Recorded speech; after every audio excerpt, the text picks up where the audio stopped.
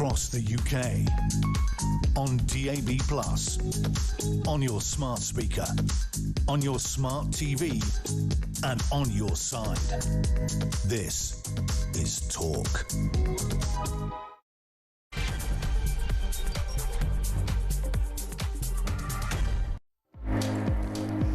Hello and a very, very good evening to you. It is Petrie here with you through until 1 o'clock. Thanks to Johnny Gould for stepping in for me at this time. Yesterday I was doing drive time, so if you missed it, it's a good show. Anyway, coming up at midnight, I want to talk to you about social care. Because guess what? As if we don't pay enough in tax, it is being suggested that there is an extra tax that we should pay towards social care. So I want to talk to you about social care at midnight. I want to know how you would rate the social care that you or a loved one gets at the moment, whether you think that we pay enough into things like national insurance. And a lot of people, of course, have to sell their homes, don't they, if they need extra social care in order to pay for that. So how should it be paid for? I mean, look, social care is in a dire straits. As soon as it was separated from the NHS, things went downhill, because now you've got the NHS and the social services arguing about who should pay for what, and nothing gets done. You know, I had the hospital wanting to kick my brother out, social care, and rightly so, and social care going, oh, well, you know, we don't know about what we can put in place for him. And they didn't care whether he had full care or not. These big meetings that I used to have about him all the time. And they'd go, no, he doesn't need that. Going, you've got a neurologist telling you he does, and you're 19 years old in social care and saying he doesn't need that level of care. It was the most frustrating thing, and still is, to be honest with you. But I'd like to hear from you. And if you work in social care as well, what are the major problems with it? What is going wrong? Because I don't blame the individual care workers. It's the system is just absolutely not working, not fit for purpose in any way, shape or form. So I want to talk to you about that at midnight. Do give me a call, 0344 499 1000. That's the number that you need to call. Calls are charged at the national rate, but we do call you straight back. And you can text as well, 87222. If you put the word talk up front, that comes through to me here in the studio. Right, as for the rest of the programme, we have Amy Fisher here in the studio. She's going to be taking us through Wednesday's front pages, so she'll be here, former Director of Communications for the Conservative Party. Van Connor, Van the Man, will be here talking to us about some movies. Conjuring the Last Rites. I've been looking at that, but I don't like horror movies, so I need to know from him just how horrifying it is before I even attempt to watch it. And by the way, when I watch horror movies, I always have fast forward through the scary bits. So he'll be in talking to us about some movie news. We've got Adam French joining us as well to talk to us about some money news. If you're thinking of buying a house, or you're thinking of getting a mortgage, or you're thinking of changing mortgages, you're going to want to listen to that, because he's got lots of information, and he's got a scam to warn us about, and it is a doozy. So all of that is coming up. So make sure that you stay tuned for that. But of course, the biggest news today, really, for me anyway, is the release of those Epstein files. Well, 33,000 pages out of hundreds of thousands of pages have been released after a congressional hearing forced it to happen. And we got to see today, for the first time, that birthday wishes drawing that was allegedly done by Donald Trump. Do you remember it was the Wall Street Journal that said that they'd seen this image, that it was Donald Trump had written these words in it, and it was there. And I mean, now they've released an image of it. Donald Trump is denying that he signed it, that he had anything to do with it. If you're watching on YouTube, there it is, and you can see the image there. anyway, where he's put his, if it was him, whoever put the signature there to replicate pubic hair. We'll talk a little bit more about that as well. But he's not the only one in the frame from this. Bill Clinton sent a birthday message as well, and Peter Mandelson called him his best pal.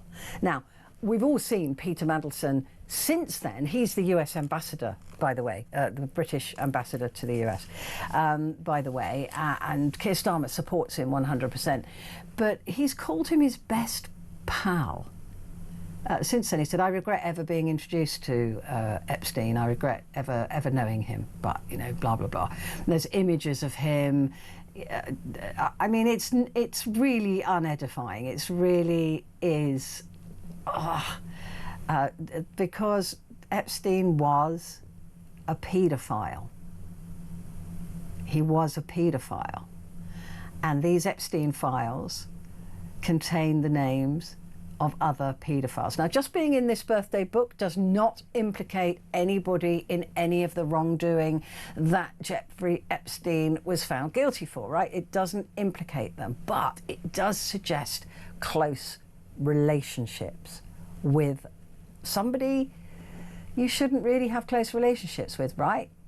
And the suggestion that if you're the best pal, which he seemed to have a lot of men think they were his best pal, that you wouldn't know a little bit more about what he was up to. It kind of sticks in the craw, doesn't it? You kind of think, well, maybe they would have known something. The Sun has reported that in the 238-page scrapbook containing a grotesque, I mean, there really are grotesque images in there, mashup of bizarre tributes, creepy photographs and letters from Peter Mandelson. But the worst of it is these cartoons. Look, if you haven't seen any of these, I really urge you to go onto the Sun Online. Go onto the site if you're not able to. If you're not watching this program, go onto Sun Online, because they've got loads of them on there. But some of the cartoon drawings are absolutely mind-blowing in what their suggestion is about Epstein. You know, handing balloons and sweeties to little girls, him being massaged, that's the one on the right there, but there's a little girl kneeling in front of what looks like Jeffrey Epstein's nether regions, the suggestion being there that she is pleasuring him, and all the other girls are massaging him in various places. Somebody drew that cartoon. We don't know who that person was, but disgusting. I mean, like, on any level, on all levels, disgusting. Well, here to discuss this with me is Bill Keeler, host of First News with Keeler on WIBX Radio in New York. Bill, this is the first tranche. This is the first time we've had a chance to see some of these birthday messages. How's it going down in the US? Well, I have to say, watching the press conference today from the White House, it's complete denial. And as you said earlier, being in the birthday book, because I believe Bill Clinton is there and so many others, being in the birthday book is no admission of guilt, although creepy, right? Yeah. Some of the may every day be another wonderful secret. And, you know, some of those cartoons, but it's not an admission of guilt.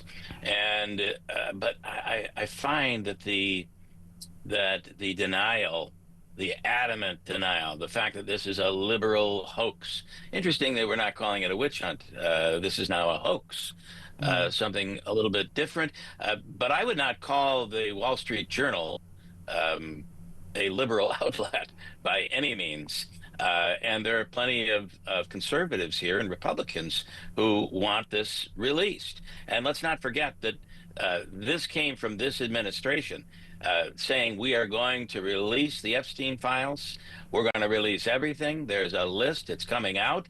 And we're going to show you. And I think they were eyeing Bill Clinton. All of this being said without thinking could Trump be in here? And then all of a sudden, everything changes here, where there's nothing to see here. We're moving on. We're closing this all up. It's all over. We heard that several times from the president over the summer, and now Congress is back, and here we go. This is not an issue that is going away. And I mean, I know that Caroline Leavitt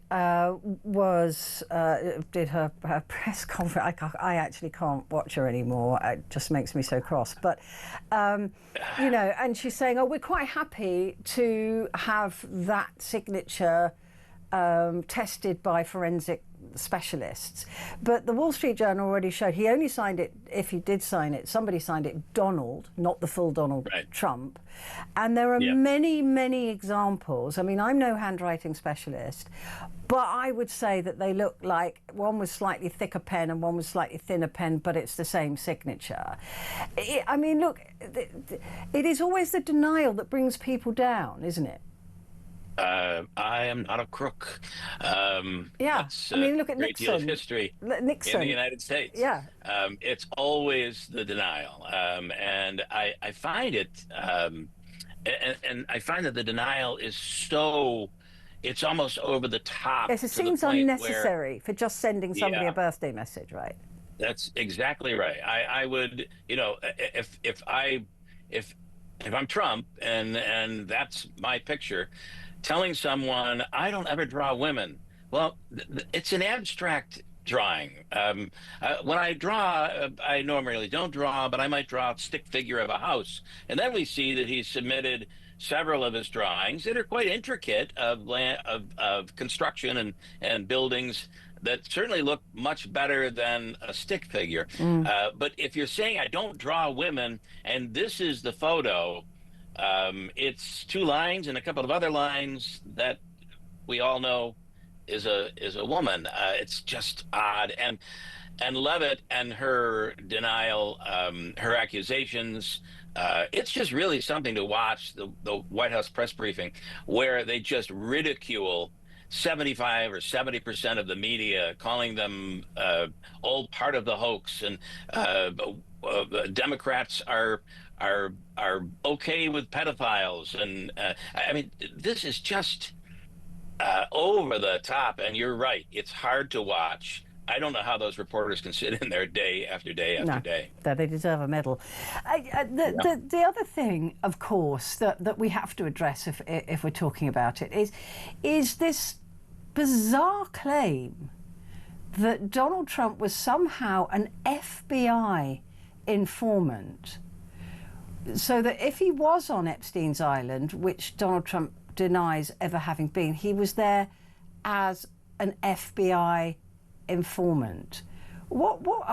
How's that going down in the US? Well, he had such a good relationship with the FBI, right? No, and not at all. That's something that really hasn't been covered heavily here. Wow.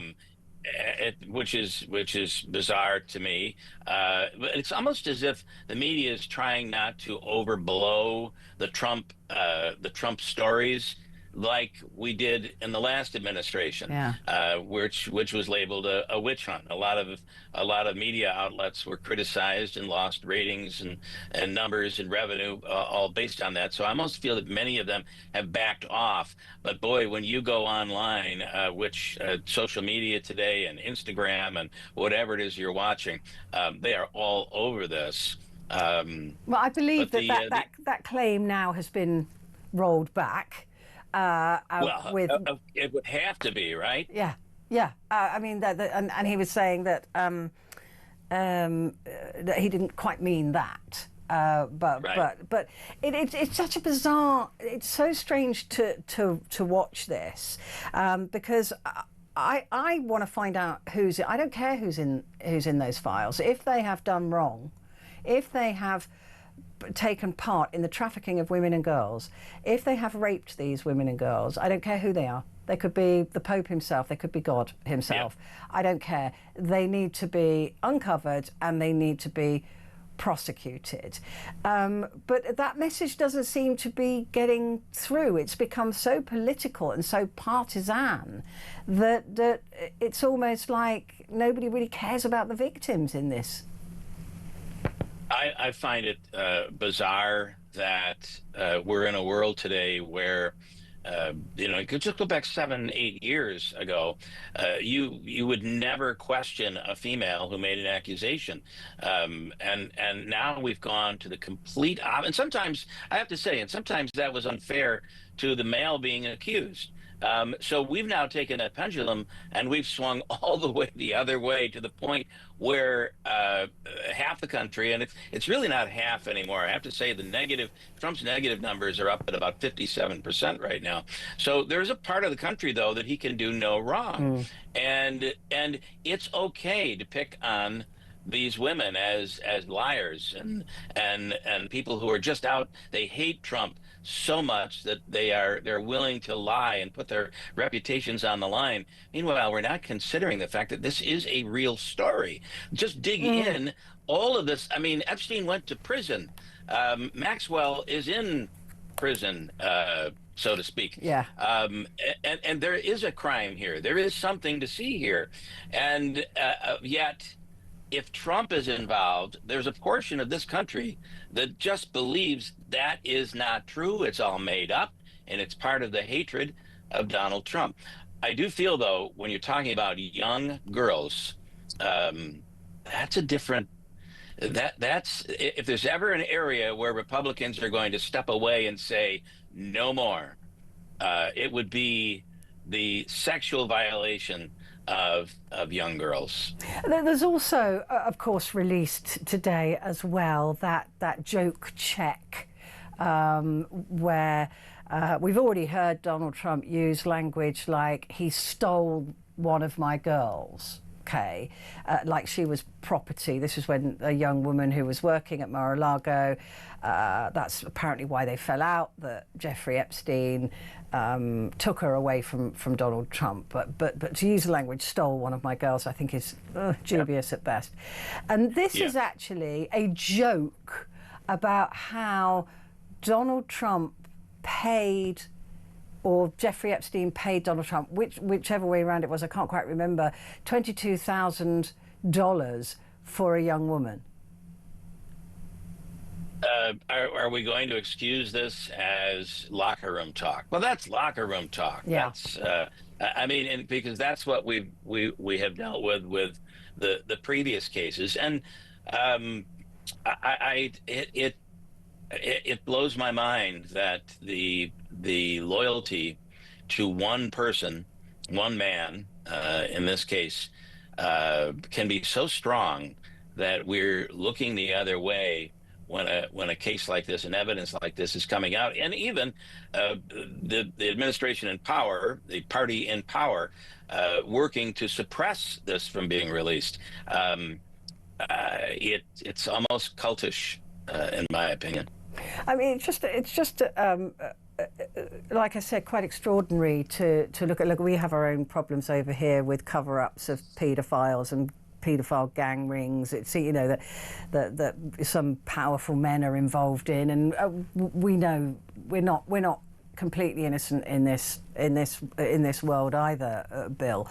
But to watch the dancing that's being done, you know, the shutting down of Congress the other side of the summer a week early so that they could delay any release of any more documents. You know, Congress now forcing these papers to be released, much of which has been seen in the public beforehand. What do you anticipate is going to be the next stage? Will we ever see the hundreds of thousands of pages that we know exist on Epstein? I really believe that this is a big enough story, and there are enough Republicans and a very big group of aggressive Democrats who want this out. I almost feel as if Trump has been the guy that has been able to get all of the agendas taken care of for people in politics, for Republicans. He's been able to really did a great job of stacking the Supreme Court, the abortion issue, so many different issues. Trump has done so much for the right agenda. And I think there will come a point, and I could be wrong. I've been wrong often when it comes to the topic of Donald Trump, but I almost feel that there will come a point where the liability is so great. They've made the gains they really wanted to make. We've pushed a really strong Christian agenda forward in the United States. The immigration issue. I feel like there could come a time where there will be someone to say enough is enough, and documents will be released. And is there a smoking gun in the documents? Is there something there that could finally convince even the most dedicated Donald Trump supporter? This isn't going to go away because we know next week the posthumous book by Virginia Giuffre is coming out. Posthumous because she killed herself at the age of 41 earlier this year. Of course, she's the woman that brought down Prince Andrew and that started a topple that was somehow stopped.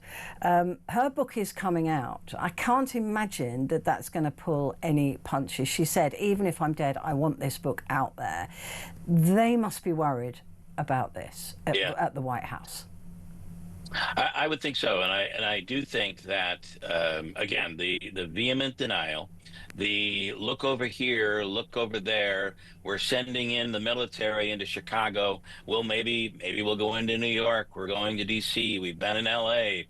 All of these stories cause such an uproar. It almost seems, if you're on the outside looking in, you have to think these are just distractions trying to keep the public from watching this story that has been bubbling for so long, that could be the one story that causes severe damage to Donald Trump.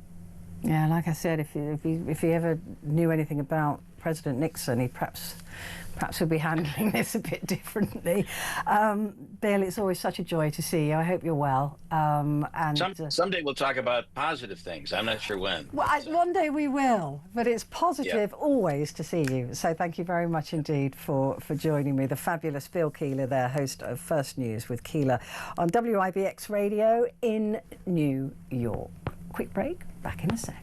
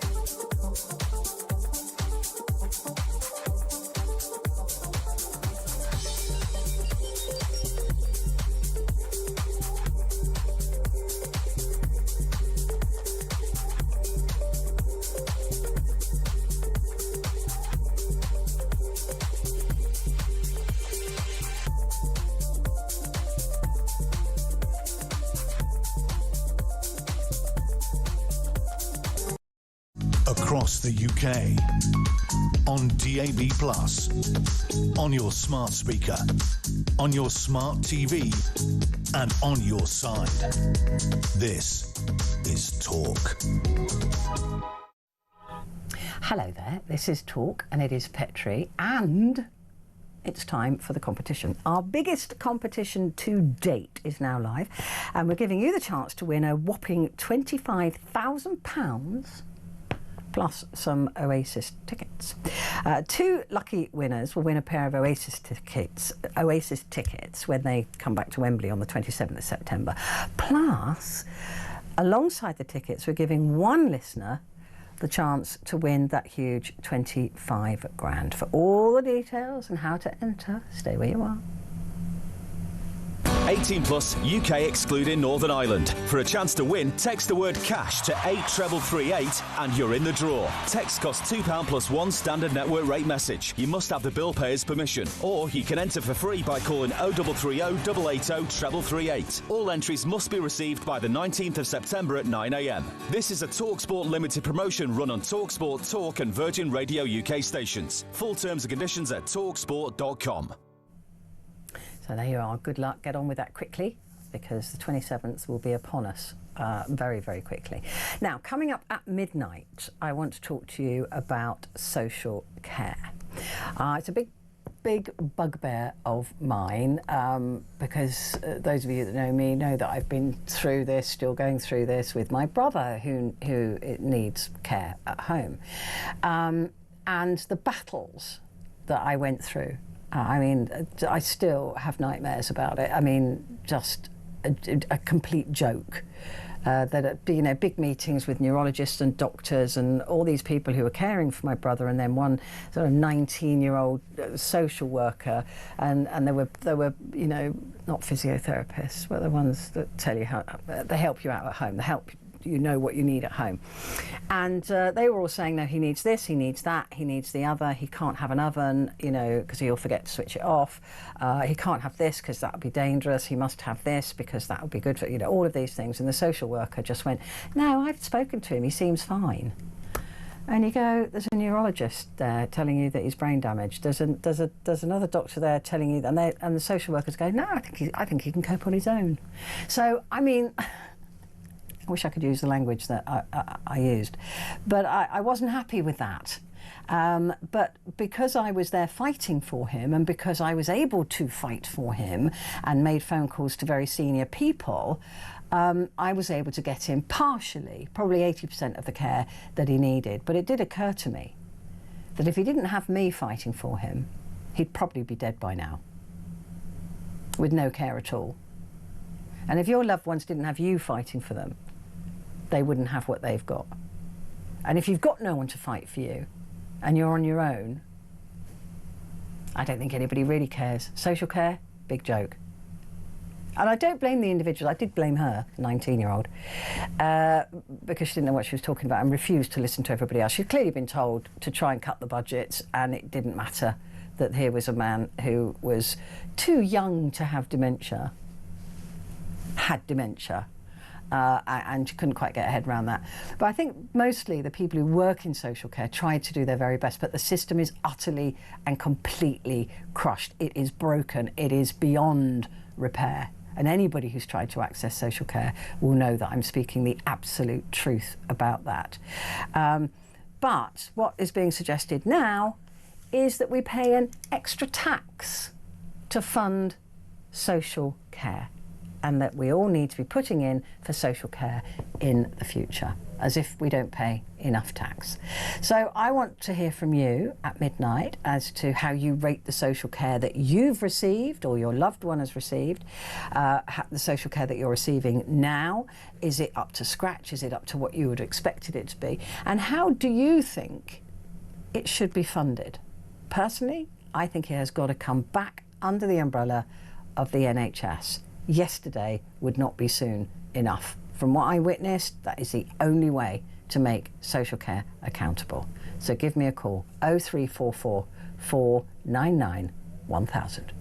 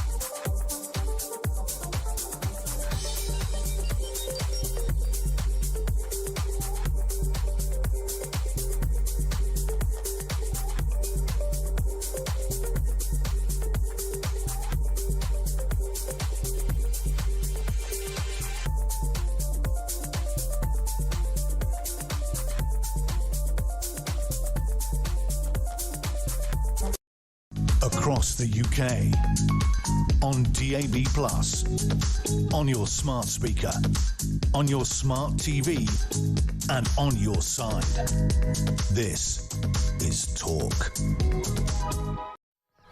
Hello, this is Talk, and it is Petrie here with you through until 1 o'clock. Just to remind you of what's coming up in about 15 minutes' time. Van Connor will be here, our film critic, and Amy Fisher will be with us at the top of the hour to go through the newspaper front pages for Wednesday. But right now we're going to face up to some money with Adam French, Head of News at Money Facts. Hello, Adam. Good to see you again. Good evening, Petrie. Good to see you. Good to see you. Right, let's talk first about those dreaded mortgages, because a lot of people are feeling the pinch as mortgage rates and interest rates are not coming down as fast as they would have hoped. They've probably settled now, I would have imagined, for a while, and they're now paying more of their income on mortgages than they were before. Absolutely. I'm one of those unfortunate people who have had to remortgage this year after having had a 5-year fix when rates were incredibly low in 2020, and it is, well, you do feel the difference it makes to your monthly outgoings. It has to be said, gone from sort of sub 2%, a lot of people mortgages, to 4% or more.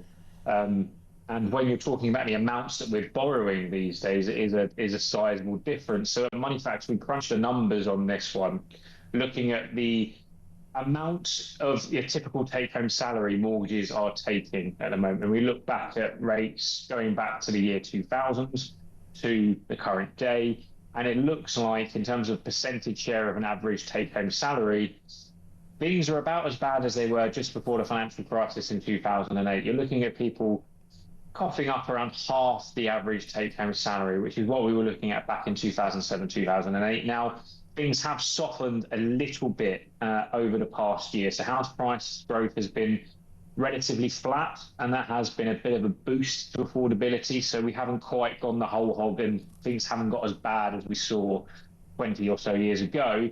But it does mean that people really are feeling the pinch, and it does illustrate just how much that, combined with all the other cost of living pressures that we're all seeing at the moment, just how much effect that uptick in rates is having. Even though in percentage terms, we're talking mortgage rates 4 to 5%, for example. In the early 90s, people were paying substantially more than that, but on a lot lower level of borrowing. And at the moment, what we're seeing is people, say, forking out up to half their salary at the moment, just keeping a roof over their head. And at the mercy of the Bank of England, that we always know they go, what is it they always say, they go, up like a rocket and down like a feather. We know that there is more pain to come potentially from the budget. Absolutely. Now, we saw a base rate cut in August, and normally we'd expect the rates to fall following that. But instead, what we have seen, particularly in recent weeks, are rates begin to creep up again a little bit on some mortgages. So just today, HSBC on a selected fixed rate mortgage is up by 0.2%. Lloyds Bank yesterday, some fixed rate mortgages up by 0.15%. These are sizable increases when you're considering you might be borrowing £250,000. If you're somewhere in London or the South East, that could easily be £400,000 or £500,000. So those small percentages actually add up to really big amounts. Yeah, I mean, and it's crippling with everything else going up as well. That people are they're just finding that there's just no money left for basics. Really, this has been a talk. This has been a problem the last 5 years, hasn't it? Let's be honest. Coming out of COVID, these have been, there's extra pressure. So just as you feel like things are beginning to ease up a little bit, suddenly your mortgage is due, you're remortgaging, maybe you're looking at house purchase, whatever else, and those extra costs really do begin to add up. And this is primarily being driven by volatility across the economy, really, not just in the UK, but globally. We know tariffs, wars, instability, all of these things begin to factor into the rates we pay on mortgages in a way that just wasn't the case 20 years ago. Now, sort of the fact we have 24/7 rolling news, markets and the people setting the prices of products that we buy, the financial products that we buy, have access to that same information. They're pricing exactly the same risk. And that means that more and more we're seeing that volatility bleed into what we're paying for mortgages. And that is why we're seeing these rates begin to uptick at the moment, given all of the negative talk around the fiscal position of the UK and that, dare I say, anticipation, nervousness around the autumn budget at the end of November, which, to be honest, is more of a winter budget at that point. We're left waiting to see what is announced, what kind of impact that has on the markets, and again, what kind of impact that has in very real terms on how much our mortgages cost, how much our savings. And for those people who are sitting there thinking, well, this only affects people who can afford to buy, it doesn't. It affects renters as well, as we know, because that extra cost is handed on through to renters who are already paying over 50% of their income for a roof over their heads as well. Inflation year on year is a borderline national scandal at this point. It has to be said. That is extortionate, and it is primarily, again, being driven by the increase in mortgage rates and landlords passing that cost on. What do you think of people fixing their mortgages for longer? A friend of mine's son's just got a 40-year mortgage. I don't know if that's variable or whatever, but I'm presuming it's fixed. It will be fixed for the first few years, so maybe first 2 or 5 years, and then it will be variable after that. So you'll go to something called a revert rate, which is usually higher, so then you need to fix again. Now, what you can do with longer term fixes, if you're young enough to get away with it, which I'm sort of ebbing away from now, unfortunately, is you can take out that longer term mortgage and it will bring down your monthly payments because you're borrowing over the time. But what that will mean is that the mortgage costs more over the lifetime because those interest payments continue to rack up.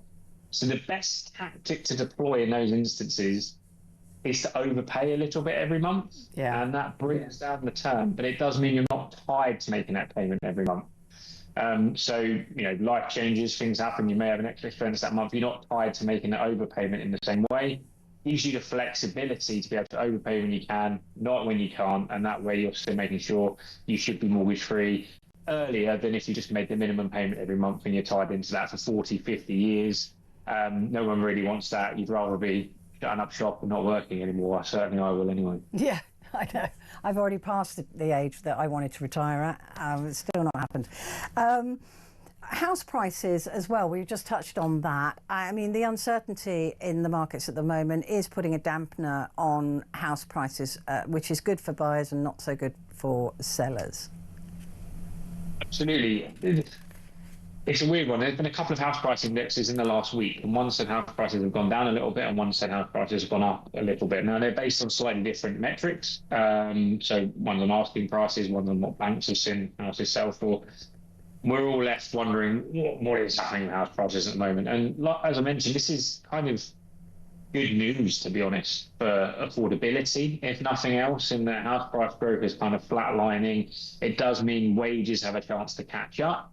And it does mean as first-time buyers, when they're into the market, their wages have gone up and they may be able to afford to borrow that little bit more towards a house than they would have done otherwise. But it does mean you have risks around that as well, particularly something negative equity, for example, where if house prices begin to fall, but you've borrowed more than the house is worth, those are big risks as well for buyers. So there is a lot going on at the moment in the housing market. I know, I think only around 7 million people in the country have mortgages, right? So in real terms, it's quite a small subset of the population that are worried about this stuff, but it is a huge driver for the economy. We are a nation that is massively driven by a housing market still, despite all the talk about wanting to drive us into investment. A lot of our money goes into our property, goes into our housing. And if it's not growing and it's flatlining, it does potentially begin to throw up a few spanners in the works for that growth agenda that the government's always pushing, because we are so reliant on property. But if it grows too quickly, it becomes unaffordable, we could see a crash. So things are growing very, very gradually, it looks like, with the occasional blip here and there. To be honest, that's probably where things need to be, at least for a little while, to allow salaries to catch up and to make things that bit more affordable for people. And that's probably a preferable outcome than astronomic growth, boom and bust. We're back into a price crash again, for example. Prices escalating ever unaffordably for people. Yeah, well, I'm old enough to remember the 15% interest rates, so 4%, 5%. Anyway, that's yeah, yeah. That was, of course, when the government had control of interest rates and not the Bank of England. I'm going to skip ahead to the scam warning that you've got for us. I perhaps would have fallen for this.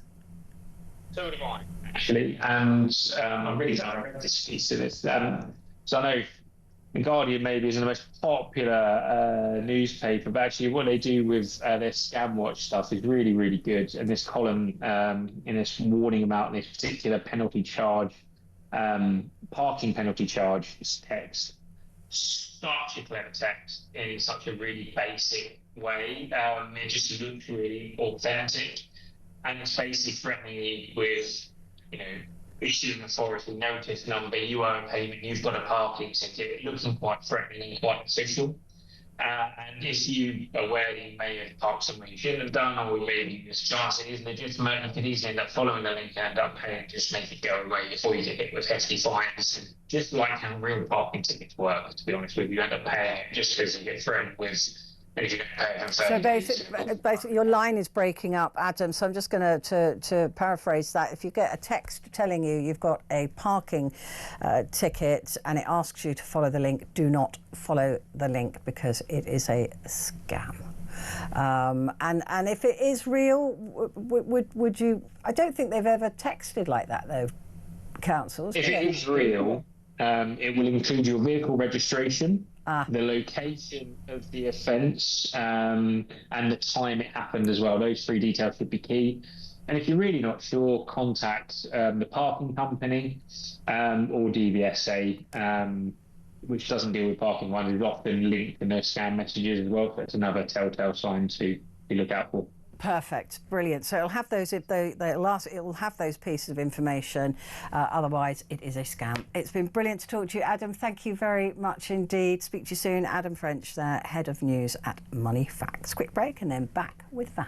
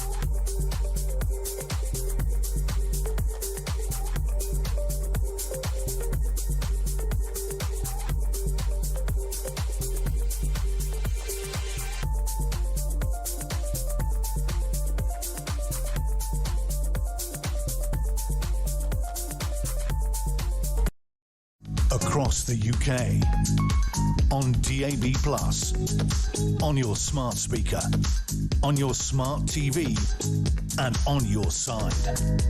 This is Talk. Hello, it is Talk, and it's Petrie here with you until 1 o'clock. And coming up at the top of the hour, we have Amy Fisher in the studio to go through the newspapers for tomorrow. But before that can happen, we're going to cross over to Van Connor, our film critic. Hello, Van, how are you? Hello, Petrie. I'm all good. How are you doing, lovely? I'm all right. I haven't seen you for a while. It's good to see you. Good to see you too. I know how you feel about horror, so I thought this week I'll bring you not one but two. Yeah, obviously, thank you because for that. I'm a sucker for punishment. Yeah, because look, I've been looking at The Conjuring Last Rites, which is your first pick here, and thinking that looks really good, but could I cope with it without fast forwarding every 2 minutes? I think you would. So obviously we're on the fourth of these Conjuring movies now, which are basically like the Avengers in reverse. You get the Avengers movies first, and then the individual hero tales, except they're demons in this case. So our Avengers here are Ed and Lorraine Warren, who were real life private paranormal investigators, like in the private sector, also in research as well. They were a married couple. We followed them through 4 movies now, delving into the paranormal, and this sees them taking on an early case that they took when she was pregnant with their daughter, and it's come back decades later to chase them down as they start to, look into retirement and walking away from all this. So you can sort of get the legacy feel where all this is going from. And our haunted MacGuffin this time around is a big ornate mirror. So I've got a clip for you. And this is Ed Warren and the family patriarch attempting to shift the mirror, the obvious solution. Yeah, obvious question. If that was me, I'd carry it with the glass facing the floor. Wouldn't you? Yes. You? But you know what? This is movie land. That's bonkers. Why would you carry it with the glass facing up and then some ghost undoes the cover? So that the movie gets to happen. Oh, okay. Actually, that's the answer. Yeah, they're idiots. They deserve everything they get, frankly. This is not one of the better ones, it has to be said. The weird thing is, the main Conjuring series gets worse with each installment. Oh no! While the spin-offs, the weird, crappy spin-offs like The Nun and Annabelle, they all tend to get better as they go on. That's the weird thing. There's a weird dichotomy going on here. This is competently made trash, for lack of a better term. Like, you won't be scared by it, but at least it well, because of things like that. I mean, yeah. Well, to be honest, facing the floor, you idiots. Yeah, I mean, seriously. Okay, so I might be. Where can I see that if I want to see it? That is in cinemas everywhere now, and it's apparently making all the money. So yeah. This review counts for nothing. Just FYI. Yeah, I think I'll probably wait until it's on one of the streamers. To be fair. To be fair. This will be on the Sky Store in like 6 weeks. To be fair, yeah, it will. Yeah. What about Borderline?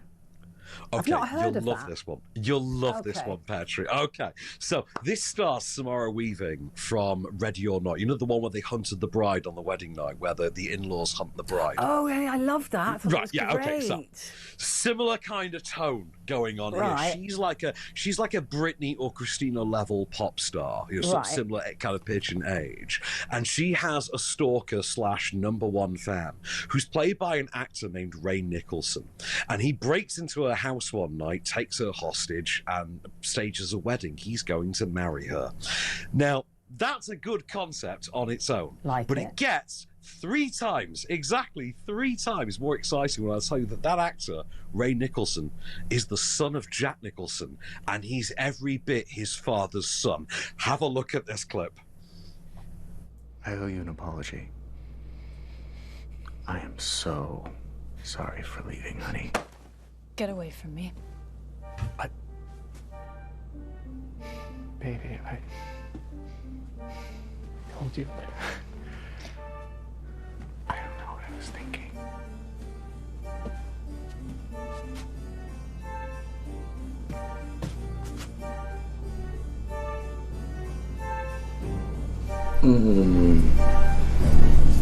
Hi.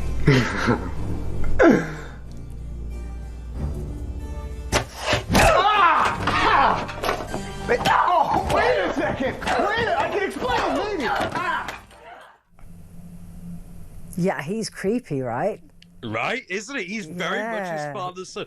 Now, you'll love the tone of this, because it's every bit as funny as it is kind of sadistic. It's very much in line with Ready or Not. So it's kind of interesting that it's got Ready this or Not, star. it was great, actually. I really enjoyed that. Although it was ridiculous, but it was funny.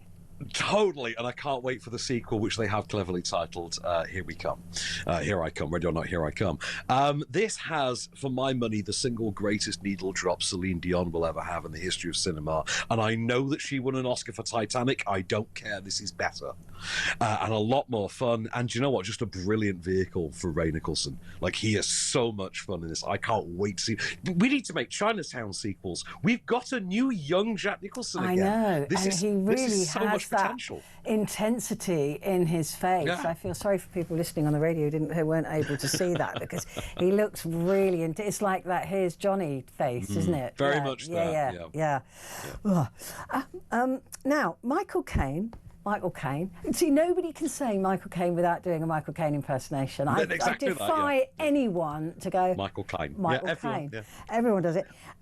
He's coming out of retirement at the age of 92. He is. Maurice Micklewhite himself, as he was originally born, will be out of retirement at age 92. And what could drive one of the great thefts of our era, one of the great thefts of cinema entirely, to come out of retirement? You might think that it must be a Christopher Nolan movie, or at least some Oscar-caliber project. It is, however, a sequel to the forgotten 2016 Vin Diesel horror actioner, The Last Witch Hunter, which confuses the hell out of me, but let's not forget that Michael Caine famously made Jaws the Revenge, a movie he did famously say he never saw, but he does see the house that it paid for. Yeah, quite. To be honest with you, as Sam has just said, the other side of the glass, I didn't even know he retired.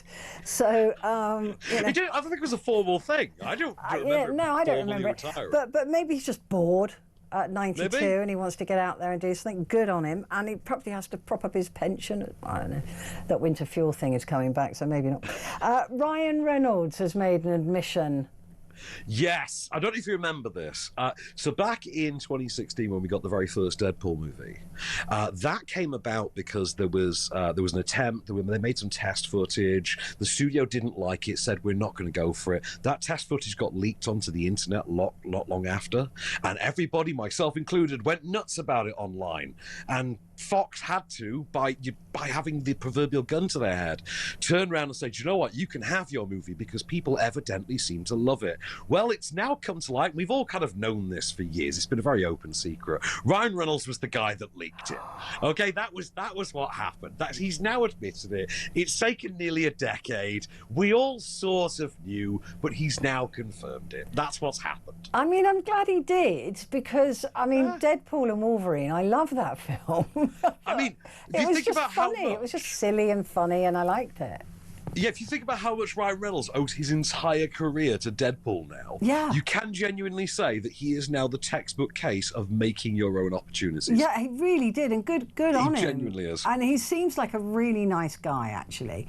I've never heard anybody say bad things about him. Maybe his wife, but not him. I mean, there's legal action pending, and Eugene Levy might want to have a few words after this last couple of days. But yeah, there's been a few things. But generally, I mean, he always seems quite. I've been in a room with the guy a few times. He always seemed quite nice. Yeah, he just seems. Anybody who can take the mick out of themselves the way that he does has got my vote, right? Because he does. That whole Deadpool thing is just him taking the mick. So it's just like Ryan Reynolds playing Ryan Reynolds. Yeah. That's the weird thing. He just happens to be that character. Yeah, because he'd already done it for many films. He's still Van Wilder. Like, deep down, it's still the Van Wilder performance. Yeah, I think I love him. I think he's great. I'll always watch anything with him in it, I tell you. Do we need another Alien movie? For my money, yes, always. And I say that because I am loving the hell out of Alien Earth on Disney Plus. It's only 5 episodes. No, it's 8. It's 8 so I've just caught up, because I didn't like the first episode, but I'm really into it now. Well, we had Alien Romulus last year, and that takes place, I think, 21 years after Alien Earth. There is a sort of timeline to all this stuff. And Alien Romulus was such a really fun kind of throwback revisiting of the Alien cinematic universe. Is that on Disney Plus as well? Romulus is on Disney Plus. If you've not seen it, honestly do. It's a great movie, really fun. There's an amazing zero-gravity set piece in it. But the sequel to that has been something that's been kind of a priority given how well received that was. Ditto with Predator and Prey, because we've got that sequel coming up in November. But the sequel to Alien Romulus has now been written. Fede Alvarez, who wrote and directed the previous one, was the really good previous one, has written the screenplay again, but he has said he's going to pass on the torch this time around. Like, he's not going to direct it. He's going to pass that on to someone else so they can give it their own spice, their own vision, as long as it's got his script.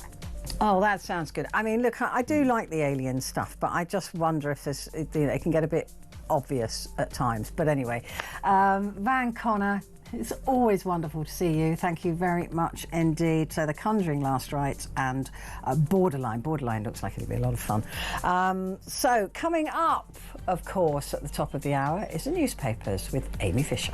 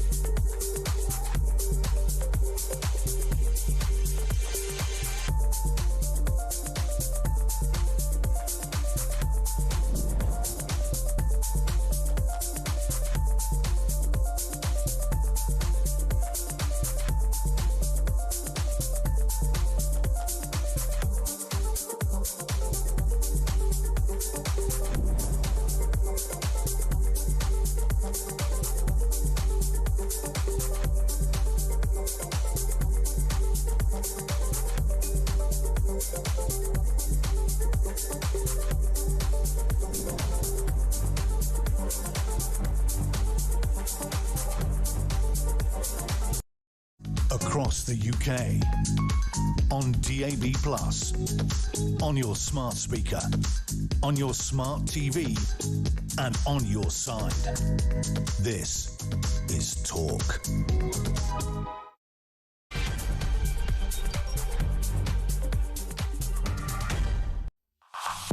Hello there, it is Petrie here with you, and with me is Amy Fisher, former Director of Communications for the Conservative Party. Hello. Hello, nice to see you. Nice to see you. Travelling across London at the moment is fun, isn't it?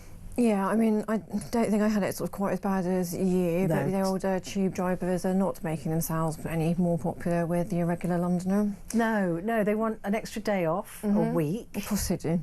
A week, even though they already get 52 days holiday a year paid.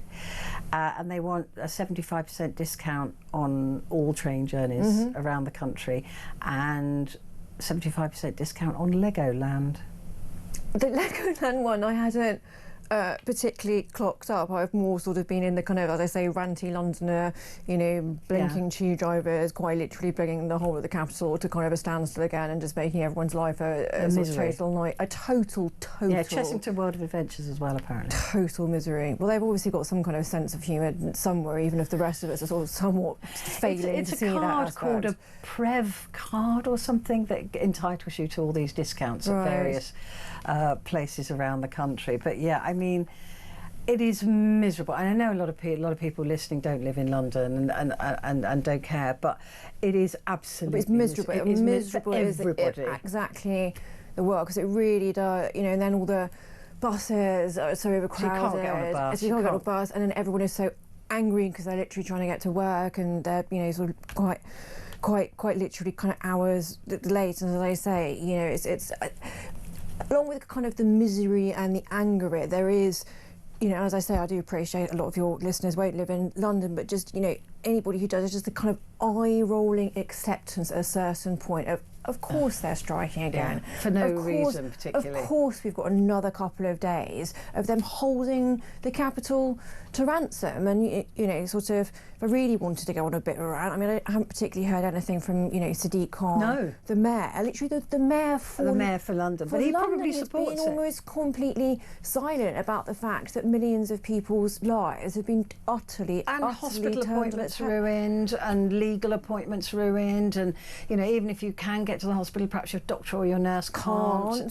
And all of those things. It is, they just don't care, and it's really interesting. I've said this many times before, but in the metro in Paris, they will go on strike a lot, but they keep the trains running. They just don't take any money, so that the management feel it in the pockets. Yeah, exactly. Whereas this, which, as I say, just literally they're using us, causes misery. You know, to literally millions of people. I mean, the capitals are to standstill. Yeah, the knock-on effect, as I say, on the overground, or the buses, or any other way of trying to you're held to ransom. Around. There's nothing. There's literally nothing you can do. You can't. There's nothing. I mean, when my car earlier was really late, and my producer Gabriella, so I said, what can we do? What can we do? And I said, well, there's literally nothing, because we can't get a black cab, can't get an Uber, can't, you know, there isn't public transport. There are no, you know, it's I'm just going to have to wait. It's going to have to be late. As you say, it's everything. It's, you know, people trying to get to a hospital appointment, but people trying to get to maybe like a job interview. Just all of these things which you do think are just sort of part of everyday life suddenly become infinitesimally more stressful by the fact that you just can't go anywhere. That, you know, central London is paralysed. But we also spare a thought for the delivery companies as well, the Tesco's and the Amazons and things like. I mean, most people don't care about them, but there will be people waiting for their food or waiting for, you know, all of those things are completely thrown. And I don't think any of us would mind if it was, or we would mind, but if it was for a legitimately strong reason. But these drivers are on what, £72,000 to £80,000 a year. They already get 52 days paid holiday a year. They already get free public transport for their loved ones. They don't even have to be married to get free tubes and free everything else. They're not free, by the way. We pay for them. But yeah. So all of those things, and they've already done pretty well because they've got a strong union, and a strong union's this great. This is what I mean about. There's a certain sense amongst the misery and anger. There's a certain sense of course they're striking again. Of course they're probably going to get most of what they want, just like they do every single other time that they strike, even though they're already, you know, remunerated or benefited in all of these ways. And I just don't, you know, an extra day off a week. I was going to say I've got a metaphorical shrug of the shoulders about it, but it's not even metaphorical. It's a literal. Yeah, of course they're striking. It's September. Of course they're disrupting everybody's lives in sort of every possible way, and of course they're probably going to get most of what they're actually demanding. Yeah, that's just maybe it's time to get AI to run the trains. Slippery. That'll make me popular. Slippery slopes. Yeah. Well, it's already happening on the Docklands Light Railway. No, I know, and it really freaks me out. No, it's fine. I mean, from what I hear, I don't know, but I mean, it's all on track, so they're just pressing a button. I'm waiting for the nasty comments from tube drivers now. Go on, prove me wrong. I'm just goading you because I'm cross because you've affected my life. Another thing that affects people's lives is a story here, Amy, which is sort of embargo till midnight, but we will talk about it. Social care tax is needed. I mean, just seeing some of the comments I'm already getting is, what more tax? I mean, there is that, but then I think equally, you know, people do understand that the social care system is completely, I was going to say crumbling, it's not crumbling, it's crumbled. And I think for a long time people are aware of that.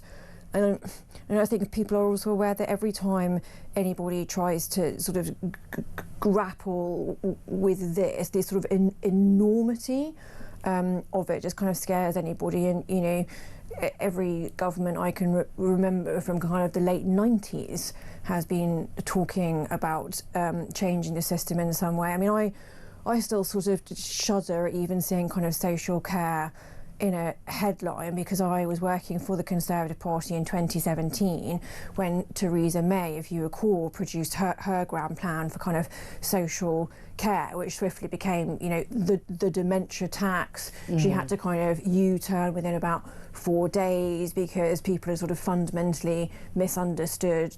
There was a kind of level of 100,000, and people thought that was a cap on what you'd have to pay towards your care. Actually, it wasn't. It was a floor. You could basically have unlimited liability, and only when your costs and your assets are depleted down to £100,000 would you sort of get some kind of financial help. And so I just, you know, remember that whole disaster. I mean, that literally became the symbol of the disaster of that well, the disaster of that 2017 campaign, as I say, because, you know, there a politician had tried to come up with quite a bold proposal. There was some honesty in the numbers about just how expensive, you know, care towards the end of your life can be, but in the end had to essentially reverse on it because it was so unpalatable. And well, it's just unfair. Yeah. I mean, look, I think the people of this country, it's about. There is the word fairness. Yeah. We invented a lot of sports. We like a lot of, you know, we like fairness, rules, and it doesn't seem fair that people who've managed to buy a property are penalised where people who didn't buy a property are not, and that is not fair. And it's another layer of unfairness. I mean, I'm not suggesting we get into the whole horror of every tax, but it's sort of like inheritance tax. I've sort of fundamentally never understood that, because people being, you know, taxed on kind of pensions earnings. It's like, but I've already been taxed once because I saved up. Stamp duty is not fair. This is you've already kind of paid. You already paid your tax once in terms of PAYE when you were earning, and so therefore, if you were sensible and you kind of worked hard and, you know, maybe didn't spend, you know, money on sort of going on holiday or wherever it is other people may choose to spend their money on, and then you've saved and put it into property, you're then getting hammered, as you say, then through, well, for me it's the IHT or this proposal here. But at the same time, I don't think we can, as a kind of, you know, country, sort of stagger on with the current kind of smouldering embers of a system. But do you not think, we've got? I mean, for me, I think that social care has to come back under NHS umbrella. Yes, I as quickly as possible. Yesterday isn't soon enough, because it started to collapse after it was separated from the NHS, and the arguing that goes on between the hospital competing and budgets. It's disgusting. Competing budgets. Yeah, competing budgets. Because you've got in social services saying no, I've heard it with my brother. Oh no, he's perfectly fine. He doesn't need that help at home. And you've got a neurologist and physios and nurses and all sorts of people saying no, he does need that. And one 19-year-old going no. Well, we're not. We don't agree, and it's like, well, you know, I had these big meetings with all of his caregivers and things like that, and the social services are just like, no, he's fine. He's not fine. He's not fine. He's not allowed to have an oven, for Christ's sake, because he will leave it switched on and burn the building down. So, you know, oh well, you know that. So I had those arguments and still having them, frankly, because it's getting worse, not better. And his care requirements will increase, not decrease, right? So I know that is not an argument that is ever going to go away, but that to me was just, she'd been told to cut her budget and the NHS were trying to get him out of the hospital, which I don't blame them for, because he didn't need to be there at that point. So this is what I mean about there's competing budgetary priorities. Then you also have the additional layer of kind of management, which let's be honest, we're talking about sort of streamlining things and efficiencies, you know, two buzzwords which governments tend to usually like. I mean, there is a clear saving there in sort of not creating competing medication, which is in fact in many ways, as you just described, kind of impeding the actual care for the individual. Yeah, so it's getting the lost. person in the middle is so all of this sort of quangocracy of it, or bureaucracy of it, is then actually obscuring the very purpose for what any of it should be being set up and paying for in the first place, which is the welfare of an individual in it. Yeah, I mean, I remember one conversation I had with social care, which I found absolutely disgusting. Because what I wanted to do was to move my brother from the borough that he's in to my borough, so that I could, take some care of him myself. He's way over in Lewisham, so for me to go there, it's a 2-hour journey, 3-hour journey, whatever. So if he was in my borough, I could see him more often. I could, take food for him, take some pressure off social services, if you like. But there's no way they were going to do that. There's no way at all, because different boroughs have different budgets, and they said no. And one of the social workers said, well, where is the body now? And I went, sorry, the body? And she said, oh, that's what we call them. I promise you, I swear on my life. It is, I almost laughed, the body. and then I was so shocked it actually stopped in the back of my throat. That's the body. That's how we refer to them.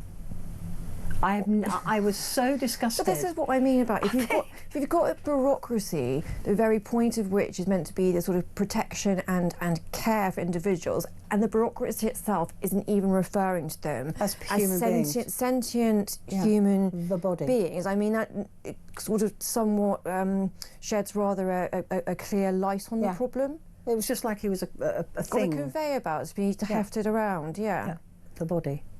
I honestly... That's genuinely shocking. Yeah, really awful. It was Lewisham Social Care.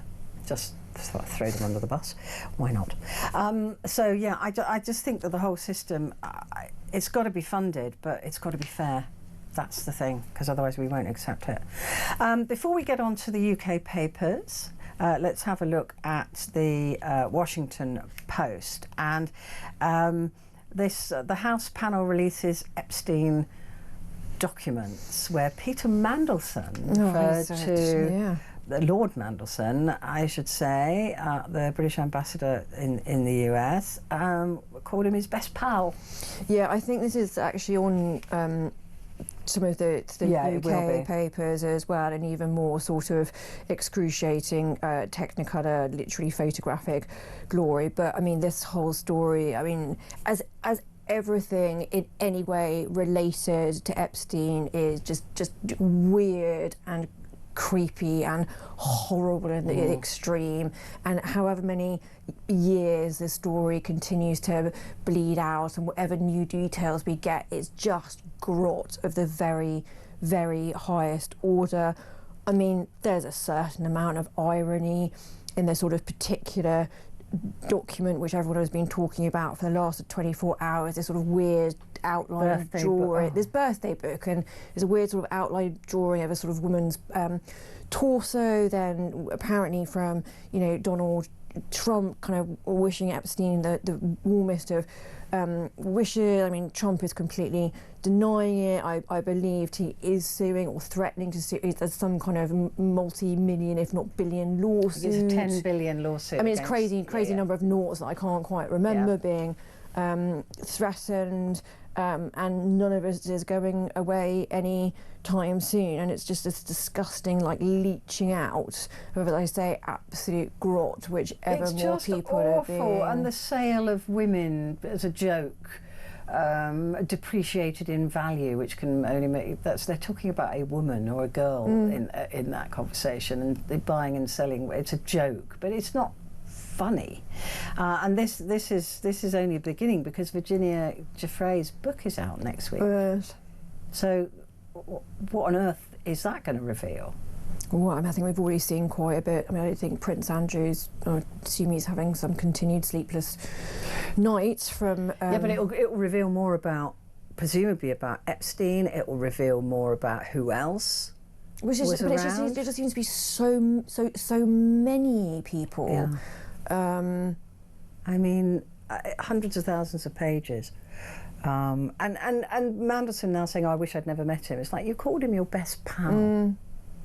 Which is literally the sort of phrase which could not be more, hindsight of 2020. I mean, well, that's sort of great after the event. Now, the monstrosity of this man has been revealed many times, but sort of where was your judgment? Where was your sense of... exactly. And he's the leading diplomat in the British diplomat. Yeah, exactly. You must have heard some kind of, the chatterings or the rumours. I mean, quite literally your job to sort of be able to take a lie of the land. And I'm not saying believe every bit of gossip going. I'm just saying being able to exert some kind of level-headed judgment, which may suggest that, okay, we didn't know the full horror of Epstein, 10, 15 years ago, but there's a big difference between not knowing that and calling somebody your best friend. If this guy was sort of so well connected in all these circles, which I understand he was, which is why so many sort of well-known, famous, mostly men, but women too, have been drawn into this. But that's what I mean. You might have sort of felt the need to have him as an acquaintance, for whatever was going on. If you didn't know the full extent. But again, as I say, there's a huge difference between sort of trucking with the devil because sort of needs must, if you see what I mean. I'm absolutely not excusing it at all. I'm just saying didn't know necessarily the full extent of the horror, and like hanging out like at his villa in a lovely photo the Daily Mail has, I think, in like a toweling robe, and talking about what a good mate he is. I know it is really because I mean just comparing that say to the Jimmy Savile situation. My dad worked at the BBC at the time, and I wanted to go on Jim Will Fix It. Right. And I begged my dad, because he knew he was friends with Terry Wogan. I mean, he was one of the presenters there, so he knew it. And he said, absolutely not. Right. You're not going on. You're not going on. And I was livid with him for years. And then years and years later, when all the Savile stuff came out, I said to him, did you know? And he said, no. But there were enough rumours. He had a whiff of something. Yeah, there were enough rumours. People saying, if you've got a daughter, keep them away from Savile. But he said, not enough that I could report him or that I knew anything. Entirely. This is what I mean about making a judgment. Called you hear enough of a something, and so you get a sense, and you need to make a judgment. Absolutely. Call, even if you don't know absolutely bang to rights, which I'm not actually suggesting Peter Mandelson did at all, but you must have. That's what I'm saying. You hear enough rumours, to get a sense of something. And that's what my dad said. He said that there were just these rumours, and people going, "Oh, don't let your kids near him."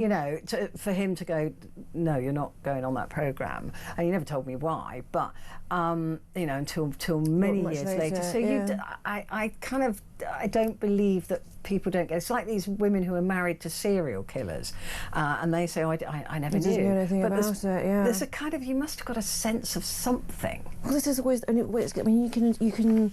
It's the same thing you can say about any number of these sort of horrible, grotesque. Harvey Weinstein. Yeah. Going on for years. But everybody knew about him. Everybody kind of did know, but apparently not his wife or very senior studio executives. Everybody else was sort of chatting, and actresses were kind of warning each other. Be really careful. Don't go into a hotel room. Yeah, there are people. Was it Courtney Love? There are a few actresses really literally famous. like on entertainment people on contemporaneous programs literally saying no, never get stuck in a lift with Harvey Weinstein and this kind of thing. Well, Shannon Doherty was famously I think claimed that she was abused by him, and people didn't believe her for a long time. It really desperately affected her, poor thing.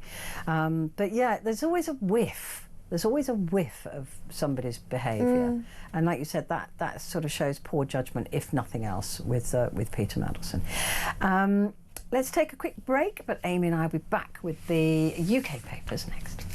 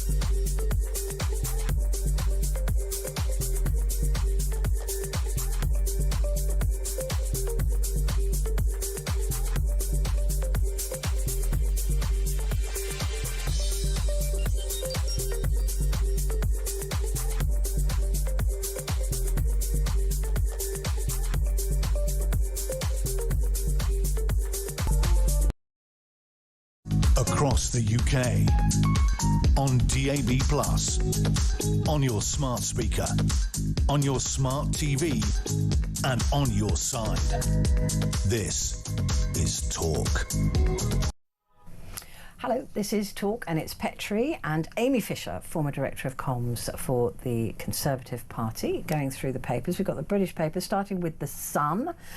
Oh, sacked Wallace sues BBC. Greg Wallace is suing the BBC over his sacking from MasterChef. Well, I sort of assume with this, he's I don't know, has he come to the judgment that his career is in such tatters, yeah, it's that over. he might as well go kind of all or nothing. Yeah. That he sort of, do you know what I mean? That he sort of has nothing to lose at this stage. He's already been dumped from MasterChef, which he had headed up for 20 odd years. He had these sort of 40 odd allegations for a range of not particularly pleasant behaviours against him. He seems rather untouchable, so maybe looking at all of that, he's just gone, this is my only hope to challenge it, because otherwise, I'm ruined personally, professionally, reputationally, financially, so maybe I'll give it a go. I mean, I don't know. And it's sort of timing, with Tim Davie, the DG of the BBC, having been in front of the Parliamentary Select Committee. Yeah, I watched some of that. On Tuesday, and he was quite unequivocal about saying, no, that was the right decision about Greg Wallace, that as I say, has Mr. Wallace just sort of gone, I've got nothing to lose. I think that's probably the case, and I think he'll use his ADD or ADHD. Oh yes, that was the thing that suddenly he produced, didn't he? That he should have been protected rather than treated thrown to the wolves as he sees it. That's the way he sees it. Yeah. I mean, I wouldn't be surprised if John Turode did, because he was sacked on singing along to a rap song years and years and years ago in a pub, and using a word and that there he wasn't shouldn't sort have of used. multiple complaints, as I understood with him. No. And that's quite materially different in terms of the consistency and length of time that people were saying, this is how Mr. Wallace treated me, or sort of the comments he made. So yeah, I guess we see where this one goes, if that's where he's deciding he wants to spend some of his money. I can't imagine this is going to be cheap to take action against the BBC. I wouldn't have thought so, but if he thinks he's going to get millions, he may get one of those what are they called, the free lawyers, what are they called? I want to say ambulance chasing, but I feel like that's no, not legally. Won't get legal aid. Pay on. I want to say ambulance chasers as well. Yes, I know. I shouldn't have said that. No, what kind of payment by results? But that's not the right phrase either. If they win, no win, no fee. No win, no fee. That's the one. Finally, we got there. But I think he'll use the defence of his ADHD. I think that's the only defence he's got. But what was interesting, that Tim Davie, and how Mr. Teflon has managed to keep his job. Tim Davie has also admitted we may see more things coming out. So he was saying that no celebrity is irreplaceable. And that there may be more to come. So I don't think that was just about Wallace. I think that's about I think it was other general stars. I had interpreted it similarly as to be other people. And I know some absolute horrors at the BBC. So all he's got to do is phone me, and I'll give him a few names. I mean, like properly badly behaved, racist, nasty people. And he was saying, no, everybody wants to work at the BBC. No, they don't. Not anymore. I only went into the BBC after my father had died, because I never wanted to be accused of nepotism. I spent 4 years there, 4.5 years there. Dreadful place. I have seen some pretty interesting things in newsrooms as well, but maybe dreadful. that's honestly. And they go, oh no, it's lovely. It used to be the place that everybody wanted to work in, and it certainly isn't anymore. The Times newspaper, let's have a look. Israel risks Trump's wrath by hitting Hamas in Qatar. Although this is a mixed message, Amy, because Trump then says, oh no, they told me about it before they did it, and I gave the green light. Is that just his ego? That confused when I heard this sort of news around tea time. It sort of broke. But my first thought was that's really strange. Was that a sanction from Trump? I mean, the whole thing is a mess because, you know, whilst Israel obviously feels itself very justified in targeting Hamas in Qatar, a sovereign country. I mean, would Qatar now be justified in going back to Israel because it's their soil and their citizens? You know, they've been attacked on their own soil. It's their citizens who have, you know, been wounded or killed, and also just very strange from Israel because it's not a new thing that Hamas have been in Qatar and that Qatar has been trying to play this kind of broker role between the two of them. So sort of there is the question of why now Israel has taken such a quite literally aggressive wallop by striking a maybe because they've got the sort of permission and protection from Trump. But 5 members of Hamas and a Qatari security official were killed. I mean, nobody's going to be sad at the death of Hamas. No, of course not. It's just the sort of wider. You know, I don't think anyone's just mourning, you know, the sort of Hamas individuals, but the wider geopolitical ramifications around it are clearly going to be quite significant, not least exactly as to what Trump knew to when. And yeah, it's a very confusing message because, of course, what he wants to say, oh yeah, they spoke to me first because I'm the king of the world. But the message he's giving now is that I'm really cross about it. Yeah. So, but then earlier on, I think I saw a True Social him saying he greenlit it. So, I'm a bit confused by that. And he's now, you know, obviously speaking to the Qataris and saying, look, sorry about that. Because he doesn't want to blow up. No, awful sort of punt, but no mixed metaphor. He doesn't want to blow up his relationship with Qatar. Is it Qatar that giving him the plane? Yeah, this is exactly what I was about to say. You know, the Qatari, you know, billions that Trump has been not too shy of, you know, wanting to forge relationships over. That, you know, gosh, it may be a simple case of, well, look, once again, Trump sort of spoke before he thought and said, oh yes, I knew, I sanctioned it, and then has gone, if I stick gosh, with that. I didn't quite mean that because that's going to be quite bad for lots of other things. Yeah, and then obviously we've got the Israeli Herzog, the Israeli president, coming over, I think, in the next couple of days. That's going to be another sort of diplomatic headache for the Prime Minister, along with everything else he's got on his plate at the moment. And Trump next week. And Trump, yes. Deep joy. We must live within our means, Reeves tells reshuffled cabinet. What means is she talking about? Well, I don't. But if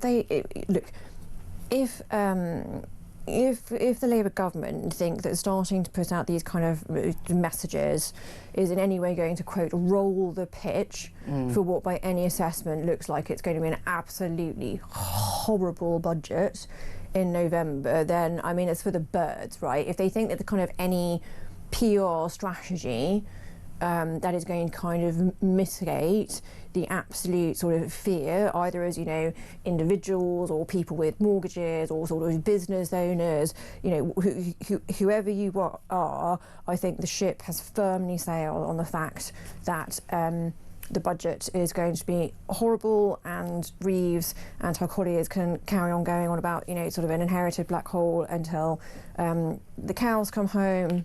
Oh look, my ships have sailed. The cows come home. Gosh, I think they are deluding themselves. We know that it's going to be exactly horrific. If they, you know, they think by sort of, you know, repeating, oh, you know, difficult economic times, must live within our means, is going to in any way mitigate how their budget is likely to be received. And as I say, they are away with the fairies. Away with the fairies. There we go. Interesting though, with the mini reshuffle or the What's it? Pretty major, actually. Well, I mean, just moving the chairs on the deck of the Titanic, it felt like. But Pat McFadden being in charge now of welfare, that's got to be an indication that, and the delay of the budget must be because they're going to attack the welfare budget.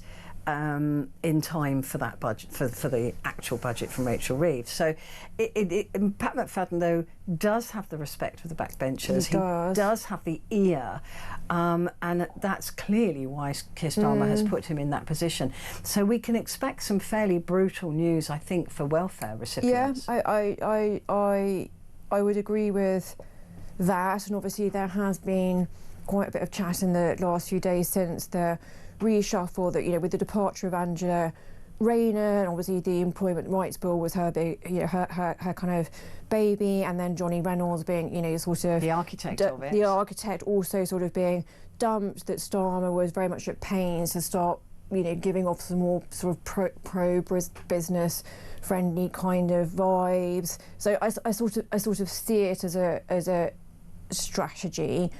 I mean, they're going to have to move pretty smartly in the next few weeks if they stand any chance of sort of getting anything putting through. it off. Yeah. And we've got all the lovely conferences coming up soon. Yay! My favourite time of year. Not. Quick break, and Amy and I'll be back in a moment.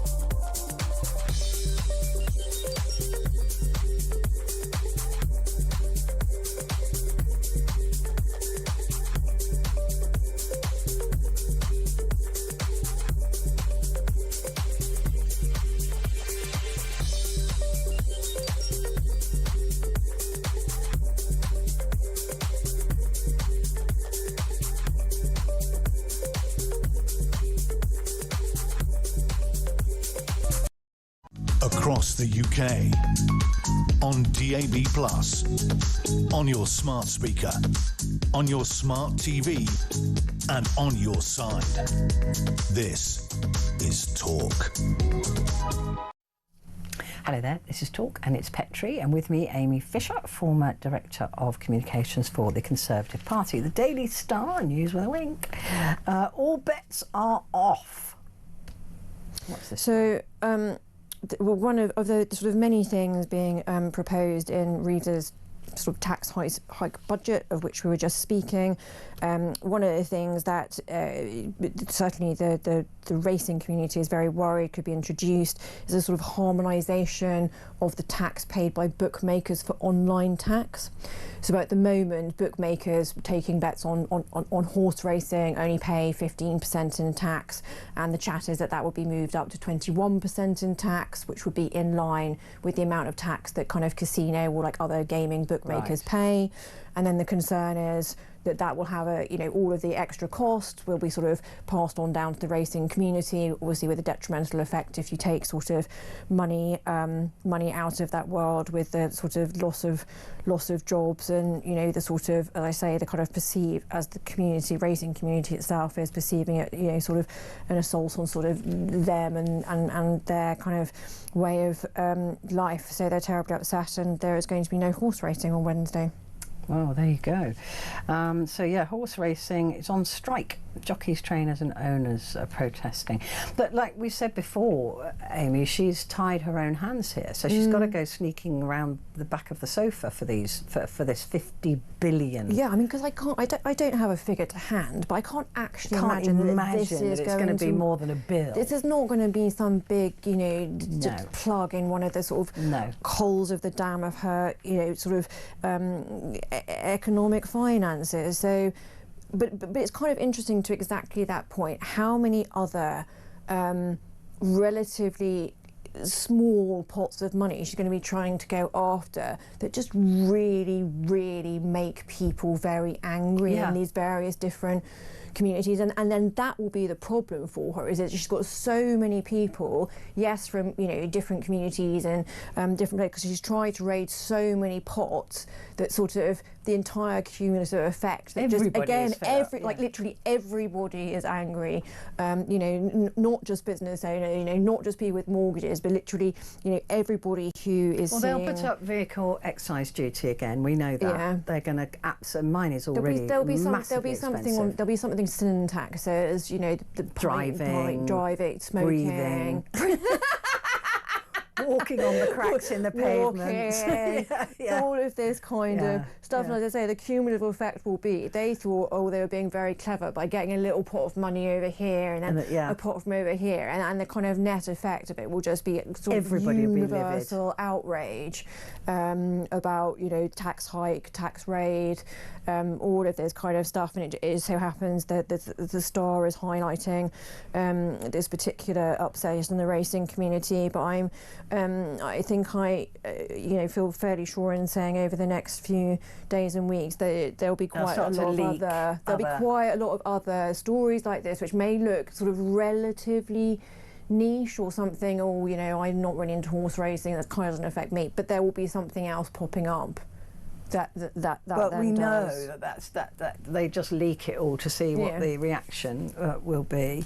The Guardian for Wednesday, that photograph that I'm sure Peter Mandelson didn't exist. This is the Technicolor fluffy toweling robe that I mentioned, I promised earlier. I mean, I've never wanted to see Mandelson in a robe anyway, but sitting, chatting about his calves, isn't it? And laughing with Jeffrey Epstein, my best pal, Mandelson's tribute in the Epstein book. The Guardian also talking about Boris Johnson over funding of his private office. So, all ex-prime ministers do get a certain amount of money to help them kind of run their affairs as an ex-prime minister, because as an ex-prime minister, you are, I don't know, called upon by subsequent governments for your advice or Liz Truss. Well, she takes the money for her. Of course she does, yeah. For her office. Is anybody asking her for advice? Well, no, she was invited to my. I got a message from my local association saying that Liz Truss was coming to talk about her book, kind of 10 years to save the West. And, if I was intending to go, if I had any questions I wanted to submit in advance, and I was just literally like, does Liz Truss think that the Conservative Party has 10 years left in it to save itself after her tenure? Yeah. Unsurprisingly, that was not picked. That was not picked to be put to her. No, but so the issue then with Boris Johnson's funding of his private office is, well, look, he has all these other interests that he's always had, the books that he's writing, the columns that he's doing, and there seems to be some suggestion that there is kind of a lack of transparency over exactly what the taxpayer is still continuing to pay for in terms of whatever staff or support he has around him. I mean, again, I sort of had a slight shrug of the shoulders when I saw this, in the sense of, oh look, something maybe not quite entirely within the rules, and Boris Johnson. I mean, goodness me. So does Tony Blair still get an office paid for by us, even though he's a multi-millionaire? I believe so. Yeah. Well, he'd certainly be entitled to it. Actually, whether he does take it, actually, or that not. bit. But the fact that he's even entitled to it will annoy people. So yes, I think he is that's us paying for that. Yeah. These people have got absolutely no shame. That's the problem, isn't it? The Daily Mail, again, Mandelson on rack over best pal, Epstein. I mean, but he's got the backing of Keir Starmer, who says, well, look, he's mates with Trump. Now we know why and how, and it just So he can talk to Donald Trump. So Keir Starmer's saying, no, he's great in where he is because he's helping can work me the with corridors Trump. of power and all of this kind of thing. I mean, leaving aside the sort of horror of this story, which the Mail has not pulled its punches on. I mean, it's sort of red headline there is "Why in God's name did our bathrobe-clad ambassador to Washington fawn over wicked paedophile who called him Petey?" I mean, goodness. But the thing that sort of look, Peter Mandelson.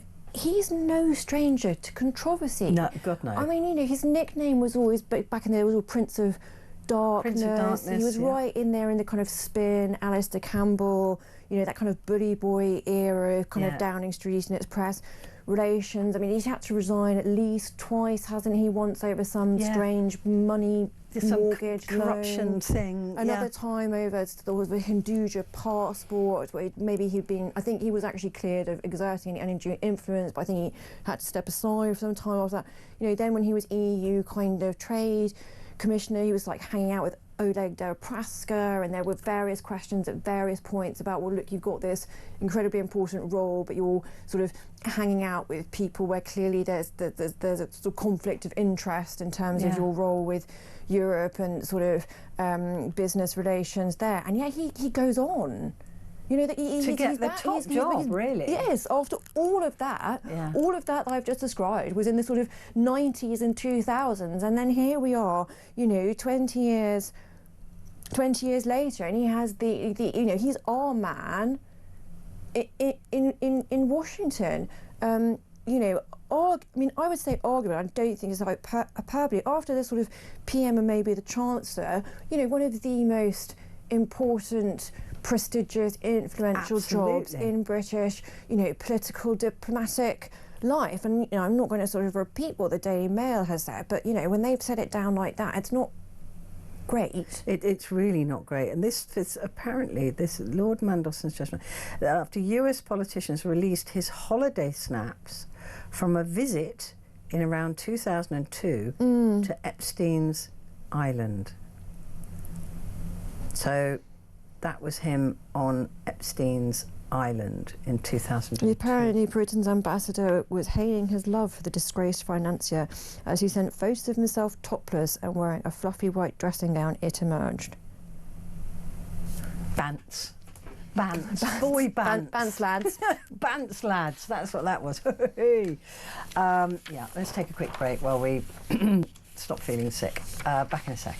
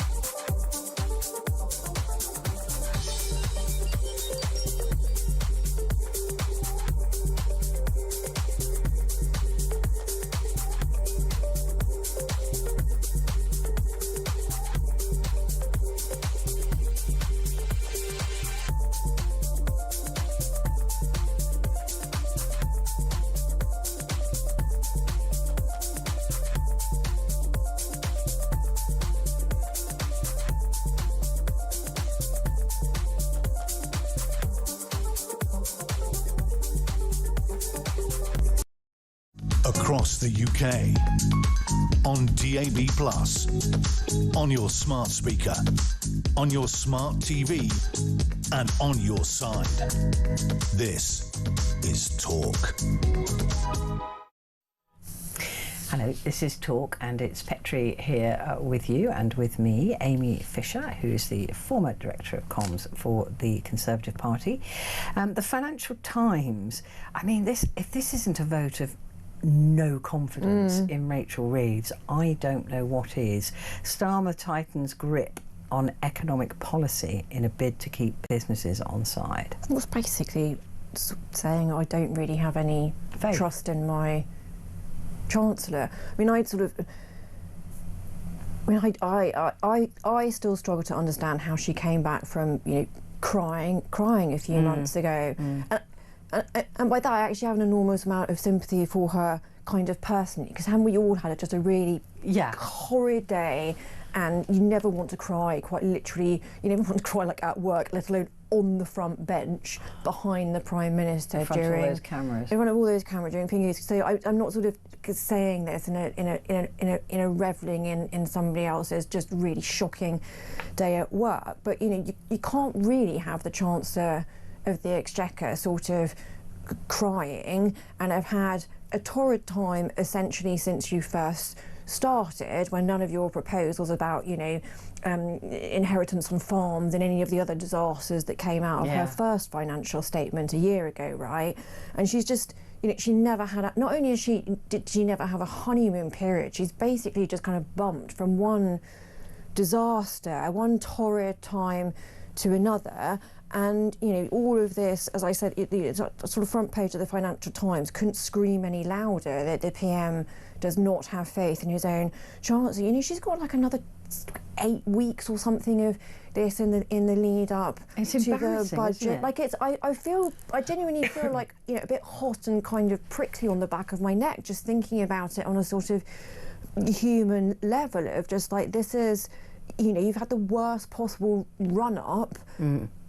You know, into your first proper big budget, and I think everybody's only waiting to see how bad it is in every sense, both bad in terms of how much it's going to cost them or cost their business or cost their families, but also just how bad, and just like another in a great long line of the litany that has been, you know, Labour's missteps, mishandling, and frankly terrible policy, political and pragmatic decisions that they've taken, you know, since they. I mean, the winter fuel allowance, which you know, all of that reversal, and then the welfare budget reversals, and doctors' strikes, and handing out 20 billion in their first week as well. And Chagos as well, in their first couple of weeks, and to satisfy train drivers and doctors, and then they've both come back for more anyway.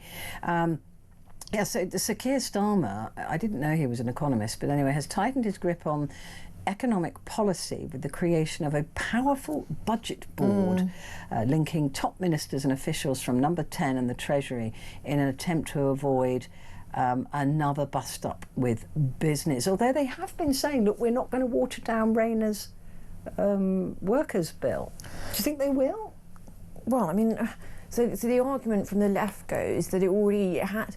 I think essentially the Employment Rights Bill is basically going to be a bit like the winter fuel allowance thing, in that they're going to end up in a kind of, for them, the worst of all worlds way, because already critics are saying, well, yes, business might be upset, but actually you've already reneged on loads of things. So, you know, zero-hour contracts aren't going to end immediately. That's not going to be for like another 4 or 5 years as they're being phased out. Similarly, you know, the original proposal in it had been that you got kind of automatic rights within, I think it was about 2 weeks of you starting employment, as opposed to the sort of usual two years is to have full rights. Again, with that, they're saying, well, that's not going to happen immediately either. So they're already in a position of, on the one hand, you know, businesses and employers still being terrified and kind of scared and worried about cost them.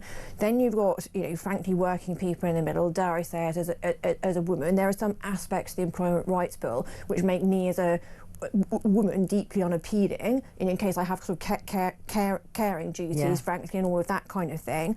And then you've got the left going, well, it's all rubbish anyway, because it's not actually doing any of the things that, you know, Angela Rayner in its proponents a year ago said it would do. So that they're already in a mire of kind of everyone's unhappiness. Yeah. And I don't see how they're going to, pretty much whatever they do at this stage, I don't see how they're going to make anyone any less unhappy. So that's why I make the comparison to the wintered fuel, is that sort of everyone was very upset when it was being taken away. Then they sort of reversed a bit of it quite badly, and everyone remained very upset. This is exactly the same thing. It's not going to be well received by anyone, and again, it's just entirely of their own making. What do you make of the story that's around saying that Ed Miliband refused to be reshuffled out of his brief? Do you think that's true? I mean, surely a Prime Minister just goes, Ed, you're off. The zero, you know, policy, net zero is rubbish, go. Ed Miliband, and it's going to sound a bit strange, but Ed Miliband has sort of got a bit of gosh, an air of William Hague about him. I don't mean sort of personality or politics wise, but the same way as kind of, you know, Hague was so derided when he was the Conservative Party leader in opposition, and then sort of he went away for a bit and he came back and everyone loved him.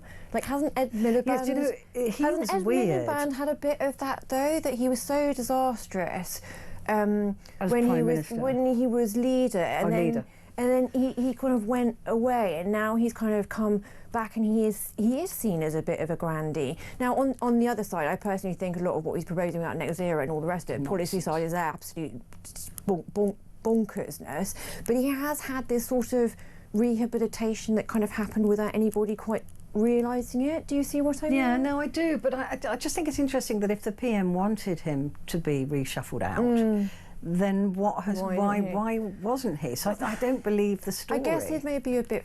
Like, I guess the other thing is maybe he's a bit worried about having some of these, you know, sort of big beasts of the old guard not bound into him. Yeah. I mean, look at Emily Thornberry, who's obviously chucked her hat in the ring to take over Angela Rayner's role. I mean, Emily Thornberry is clearly still furious about being unceremoniously dumped last year, you know, and these are sort of raison d'etre in life up until this point. And clearly, I think she would continue in the same modus operandi were she to get Angela Rayner's position, to basically be a thorn in Keir Starmer's side. I mean, he actually just can't afford to have too many of these kind of old guardy, big sort of beastie people who do have their pockets of support in the Labour Party, who do know how the machinery of the party is run, who do know how the machinery of Whitehall is run. He just can't afford to have too many of them sort of roaming free, creating even more difficulties for him. No, he can't, but neither can he expect a loyalist, because I think that he's upset the backbenchers enough that they won't support the election of a loyalist deputy leader. Yeah, I mean, I'd also agree with that, and obviously all of this will sort of happen by Thursday, so we shall find out in very quick order sort of quite what his life is going to look like. But things are not. I mean, I guess the best kind of continuity candidate would be Bridget Phillipson, because isn't she the loyalist though? But she has got these left-wing credentials. Yeah, but she's totally in Keir Starmer's pocket. I don't think the backbenchers will go for that. I think they want a thorn in his side. Or a Thornberry. A Thornberry, yeah, just possibly. That's very good. Sorry. That's very, very good. Yeah, so this is a story on the front of the FT, basically saying that he does not have any faith in Rachel Reeves, but he'll let her be the lightning rod for a terrible budget, and then she will resign. This is what I mean. She's got weeks of having to be the person fronting it. Yeah, but he'll let her carry on through budget, and she'll be gone by February. I think that's quite likely. Yeah, I think she'll be gone. And we're down to the last paper. Is that it? We've gone through them all. That's not like us. This is the Metro, and it is the Qatar story, fury at Israel strike. But also there's another story here. Well, it's not a story, it's just a flag. 60 Seconds with Kerry Godliman. I love that woman. Do you know the actress? No. Oh my gosh, she's in. I kind of recognise her. I do recognise her. She's favoured by Ricky Gervais. She's in a lot of the Ricky Gervais stuff. She is just a fabulous actor, and I absolutely love her. So I would love to read that 60 Seconds with her.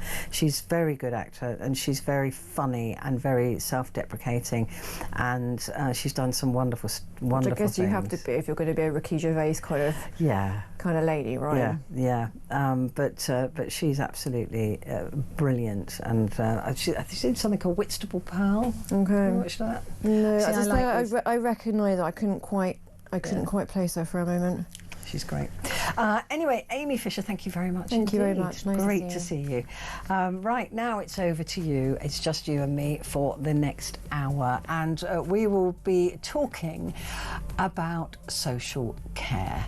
It is something that I get quite angry about because I've been through the system. I'm still in the system with regards to help and support for my brother.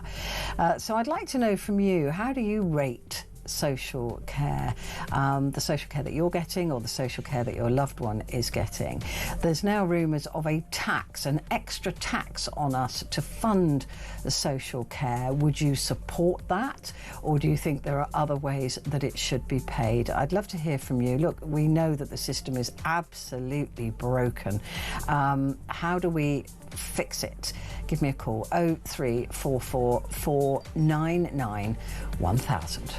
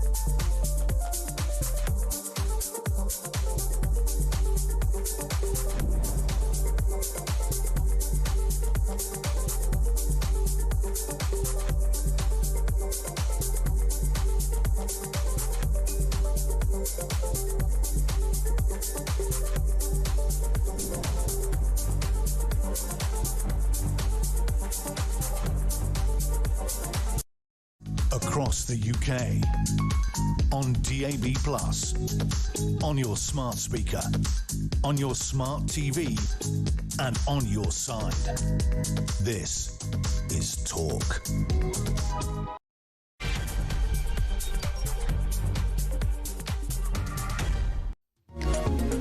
Good morning. How are you this morning? It's Petrie here with you for the next hour, and for the next hour we're talking about social care. The social care system that we have in this country right now is a shocker. It's a shocker. And I think it's something you don't know until you know. You don't know until you need it. You don't know how complicated it is until you're in the midst of it. You don't know how much of a battle it can be until you need it. And it's one of those situations where you're at your most vulnerable with a loved one, or even indeed yourself at the most vulnerable, and it is the most complicated system to have to go through. I mean, honestly, I could sit down with you for an hour and just moan about my situation and how I found it. And of course, I had no knowledge of the social care system whatsoever until it was needed for my brother, who has a form of dementia. He's very young, and that caused enormous problems. Young people don't have dementia. Yes, well, he has got it. Yes, well, we know that, but young people don't have dementia. Yes, they do, and he's got it. Yes, we know he's got it, but young people don't have dementia. I mean, honestly, it was a battle. I was so stressed. It was the most awful thing. Not only was the discovery of my brother's health and the knowledge that that is only going to get worse, not better, difficult to handle. I'd practically brought him up myself. So I was like a mum to him, even though we're only a couple of years apart. But so that was devastating enough, and having to deal with the repercussions of that. But then trying to get him housing and trying to get him care to go in for his support was something else. I mean, it was a fight, an absolute fight. And I'm telling you this now, if I hadn't been there and been as cross as I was about the whole situation, I'm absolutely sure he would be dead by now, that he would have died. I mean, even when he moved into his new place, oh my God, even when he moved into his new place, nobody had been in to check it. There was no heating. It was in the winter. There was no heating. There was no electricity. The battle to try and get because I wasn't the bill payer. My brother was the bill payer, but he was incapable of making the phone calls. I mean, everything was made as difficult as possible. It took weeks, and I was having to go over there and take him food. I was having to get food delivered to him because he had no means of electricity. I had to, you know, all of these things, trying giving him extra blankets and things. I mean, it was just a nightmare, and social services really didn't care. They really didn't. They were like, well, you know. So all of that was a nightmare. So I have a very low opinion of the system. Not of the individuals. I met some really sweet individuals. I met some also really stupid individuals in the social care system. But for me, the point at which this entire system collapsed was when it was separated from the NHS. Because it is a conflict of budgets. So you've got the hospital saying he's ready to leave the hospital, and social services saying, well, that's fine, but he's not going to get any social care, and you know that they need social care, so they can't leave, and in fact you're bonkers if you let them leave before social services have signed something to say they're going to provide social care, so because otherwise they never get it. Because once they're out of hospital and on their own, they'll never get the help. So the only thing you can do is hold, which I had to do, was hold the hospital to ransom, basically. And I did not feel good about it, but was to say, no, he's not to leave hospital until some care is put in place. It was hell on legs. I'm telling you, it was awful. So now, the reason I'm talking about this is that there's a report come out suggesting that social care should be funded through a new tax, with the option for people to pay a pension-style care supplement. I don't even know what that means. An independent report from the Social Care Foundation argued the current government-commissioned review into social care is the country's best bet to persuade political leaders to take that risk on addressing how the sector is funded. Unlike the NHS, social care is not free at the point of use, and challenges of meeting high care costs have sometimes meant people have been forced to sell their homes to pay for what they need. Labour has tasked Baroness Louise Casey with looking into adult social care and setting out the plan of how to implement a promised so-called National Care Service. The new report, authored by former Conservative Minister and current SCF Chairman Damien Green, who I spoke to yesterday, has recommended a health and care levy, possibly in the form of an extra percentage levelled on national insurance contributions by both employees and employers to fund social care. So as usual, system fails, system collapses, we have to pay more. And it is just, I don't know when we stop paying, because it's always going to be expensive, right? And once they open that door, once there is this additional tax for us to pay, that will just grow and grow and grow, as we have seen with every single tax that we're told we have to pay, council tax being an absolute salient point. You know, they set the council tax and now councils are going bankrupt because they are wasting our money. Wasting it on stupid vanity projects and getting into the roulette of buying shopping centres and things like that, and their gold-plated, platinum-plated pensions, and they're failing, and then we just have to pay more. That's just it. That's it. We've stuffed up, we failed, we've not done a good job, we just need more money, give us more money. At what point have we been bled dry? I don't know. I genuinely don't know. I genuinely don't know when they'll be satisfied. It feels like, you know, we should just hand over all of our wages and they'll give us some spending money a week. That's what it feels like. That's the way we're going. That there is this ridiculous idea that we will continue to cough up every single demand, that we will just have to keep paying and paying and paying, because they are incompetent and they waste our money. I was just talking to Amy Fisher there. I didn't even know that Tony Blair, the multi-millionaire Tony Blair, is entitled to, we're not sure whether he claims it or not, but the fact that he's even entitled to it has made my teeth itch. He's entitled to taxpayers' money to fund an office and staff for him. And you look at the number of ex-prime ministers we've got, just from the Tories alone. Liz Truss, Boris Johnson, Rishi Sunak. I mean, not only do they get severance pay, not only do they get that gold-plated final salary pension that we all pay for, but they also get money to run an office. But we can't afford social care. This makes my brain just want to explode. I don't understand why they think they can just keep coming back to us time and time and time and time again. We are the most taxed that we have ever been, and it has not finished yet. This is going to creep up all the time. Let's just ask them for a bit more. Oh, there's a growing elderly population, so we'll have to have a bit more. We'll have to have some more.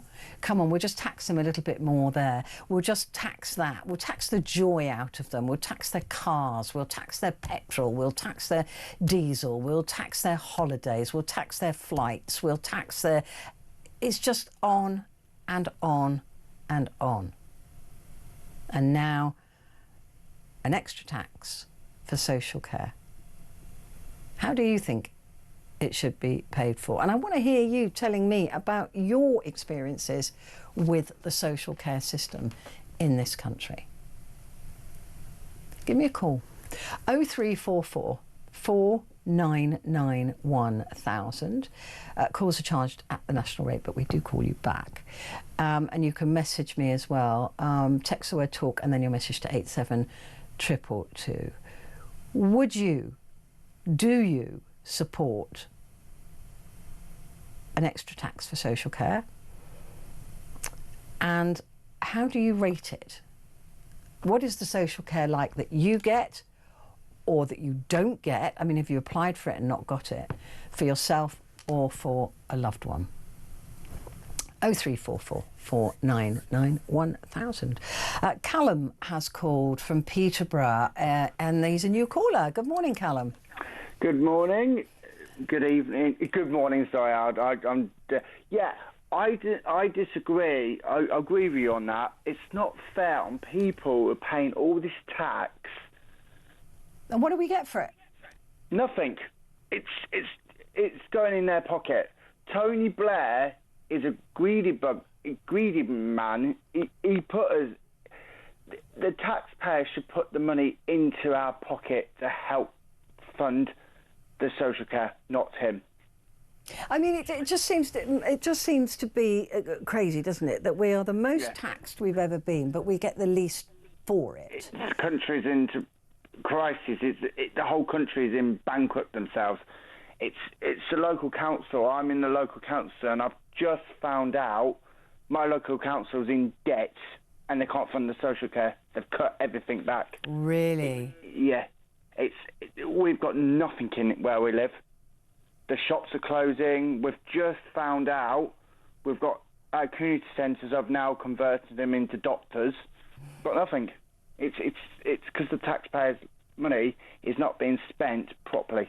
I mean, that's the thing with your local council. You know, all of these councils. I mean, they're not. They can go bankrupt in words alone. They're not allowed to actually go bankrupt, right? No. So, like Birmingham Council is fundamentally bankrupt, but it's not allowed to go bankrupt. I saw that. It's horrible. So they're putting up council tax. They've messed up. They've wasted the money. They've done whatever they've done.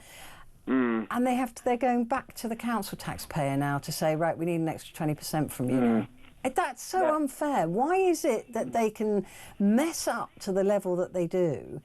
Yeah. And yet we're supposed to cover their backs? Because in Peterborough, because at the moment they're looking into merging all councils into one category. They're voting as to, should Peterborough be part of Cambridgeshire or should it be Huntingdonshire? There's a lot of people saying Peterborough City Council, who's my local council, they've now cut their social care. That's horrific. And people I live there are not getting the treat that I was put into care. I was part of the social care, and I said no. And on the council tax, my wife is not getting social care because she was part of the care package that I was, and the care said no, she don't need it, and she's struggling. And that's why I've had to help her, because it's the people with disability. I'm not paying council tax because I'm health conditions due to health conditions. They've said, no, you're not fit to get it. And my wife, bless her heart, she's not good on her feet, and she literally, I have to keep her behind in case she collapses. And they've actually I fighted to get her off the council tax because it's not fair. And because when I looked at her council tax, she was paying in the year, it was £1,000 something a year. And it was social care. They don't do anything. They just sit on their bums, having a fag, drinking tea, and they just bugger off. And they don't help people. And it's like, I've had a social worker, I've been asking for a social worker for the last 6-8 months, and they said, you're not open to us. I was like, that's a load of rubbish, because why is it on the council tax? Everyone's been asking for it. There's people out there are getting stranded and they're struggling. And that's the problem, isn't it? With the councils running the social care budget, and they just go into. I've heard this a lot recently, that they're going into people's homes and saying, no, you're not getting it anymore because we don't think you need it, and they're just shifting the goalposts and leaving people absolutely stranded. And as I was saying before, if my brother hadn't had me fighting for him. I like what you said. You hit the hostile ransom. Yeah, I like that. You had the right to. You had your right to say.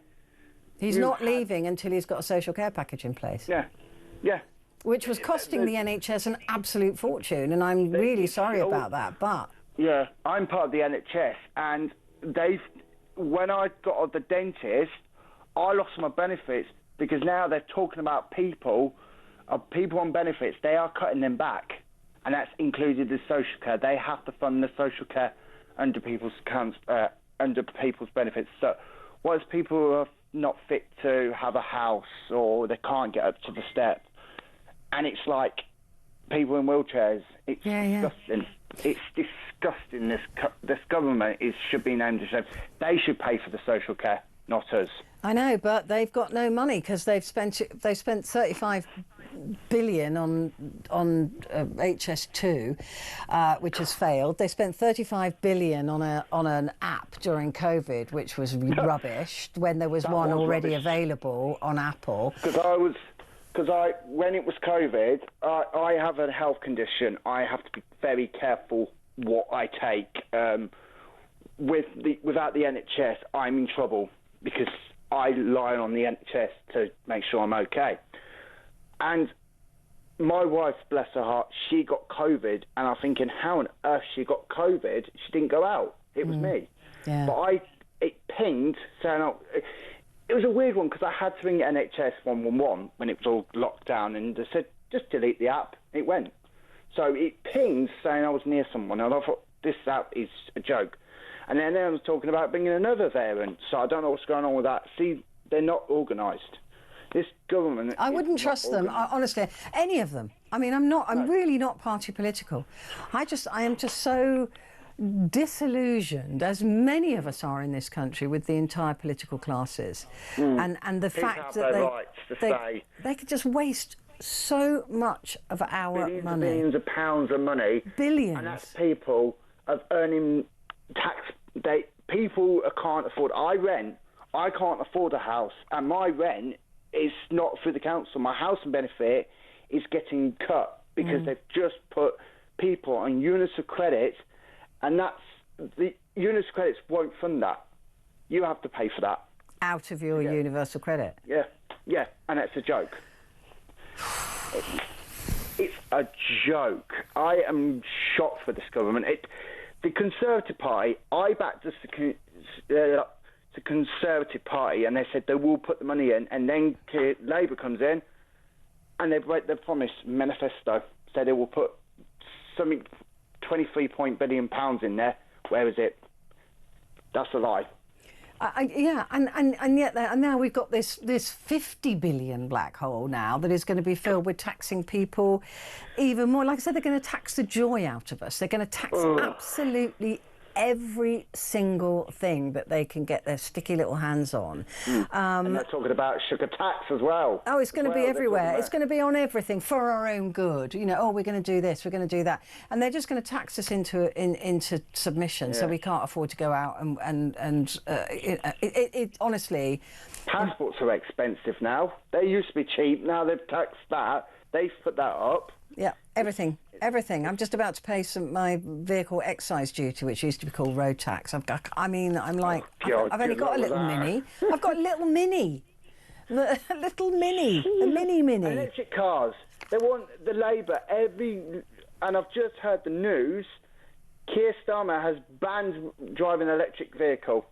He's banned it. It is all over the news. So it will be on your show. It probably pop up tomorrow. It's been updated. Yeah. He's banned us all from driving electric vehicles. He has. He's been banned. Oh, driving yeah. Oh. I'd have to look into that. I haven't heard that, but I'll have a look at that. Callum, wonderful new caller. Thank you very much indeed. Make sure that you call again, won't you? Yeah. I'll watch you on the TV anyway. Oh, do you? Oh, brilliant. Well, make sure you join in. When you talk to the BBC, that's how I listened to you last time. I thought, if she comes back, I'm going to still support her on this channel. Thank you. That's very kind. Yes, I can't help where... you've got to take work where you get it, right? And that's where I got And if they treat you respect, Jamie Carl's on there as well. Yeah. Him as well. He's a nice guy. He's brilliant. Yeah. He is a really good guy, and I'm back. He's still back on the channel. Yeah, he's a nice chap. I see him. We cross over at about 7 o'clock when I come in, and he's just about to leave. So I see him outside having his fag. I'm having a chat with him there. As usual. As usual. As usual, yeah. But he's a nice guy. He's a terrific guy. He's on between 4 and 7 on Monday, Tuesday, and Wednesday. Callum, thank you very much indeed. I'm going to take a quick break, but I will be back in just a moment.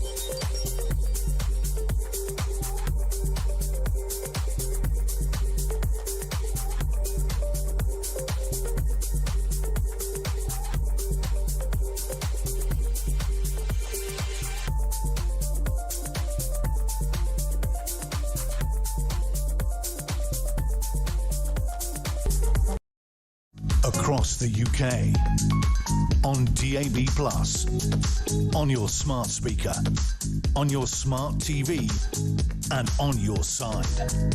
This is Talk. Hello there, this is Talk and it's Petrie here with you. As some of you know, if you've been listening, I was talking to Amy Fisher. There's a story on front page of one of the papers about Boris Johnson being in question about the money he gets from the taxpayer to fund an office, so that staff and all of those costs. Well, the PDCA allows a former Prime Minister to claim up to £115,000 a year for life for the necessary office costs and secretarial costs arising from their special position in public life. Tony Blair has received £1,478,003. Blair has claimed the maximum available sum every year since 2011. John Major has claimed £1,477,633. Major has claimed almost the top sum every year. Gordon Brown has claimed £1,325,577, and David Cameron has claimed £603,811 since his resignation, with claims varying from 50 grand to 113,423. His deputy Liberal Democrat Nick Clegg claimed almost the full allowance between 2015 and 2018, claiming £444,775 in total.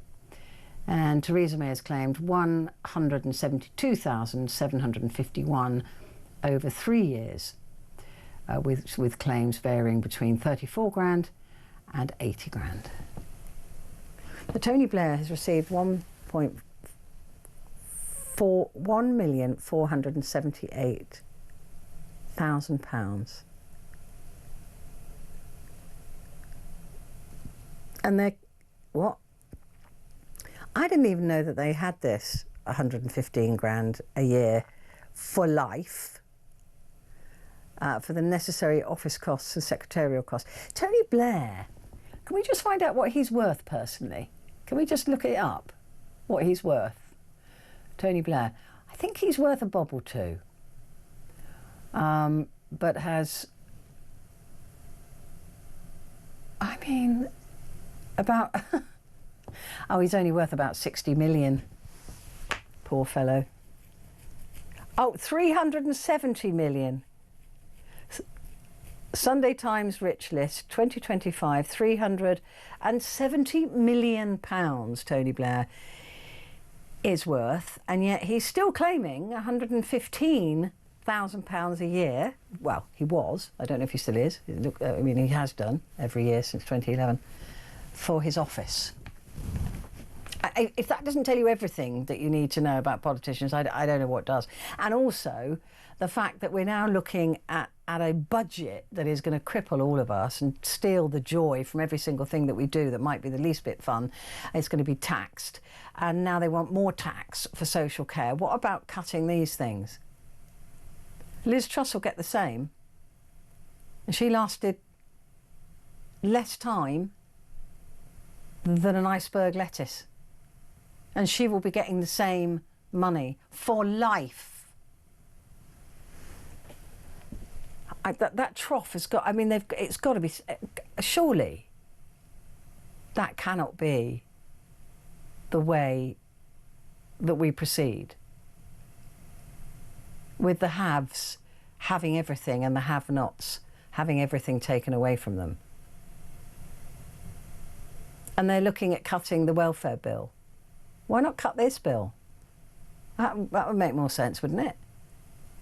I mean, I would say if you're an ex-Prime Minister and you're worth more than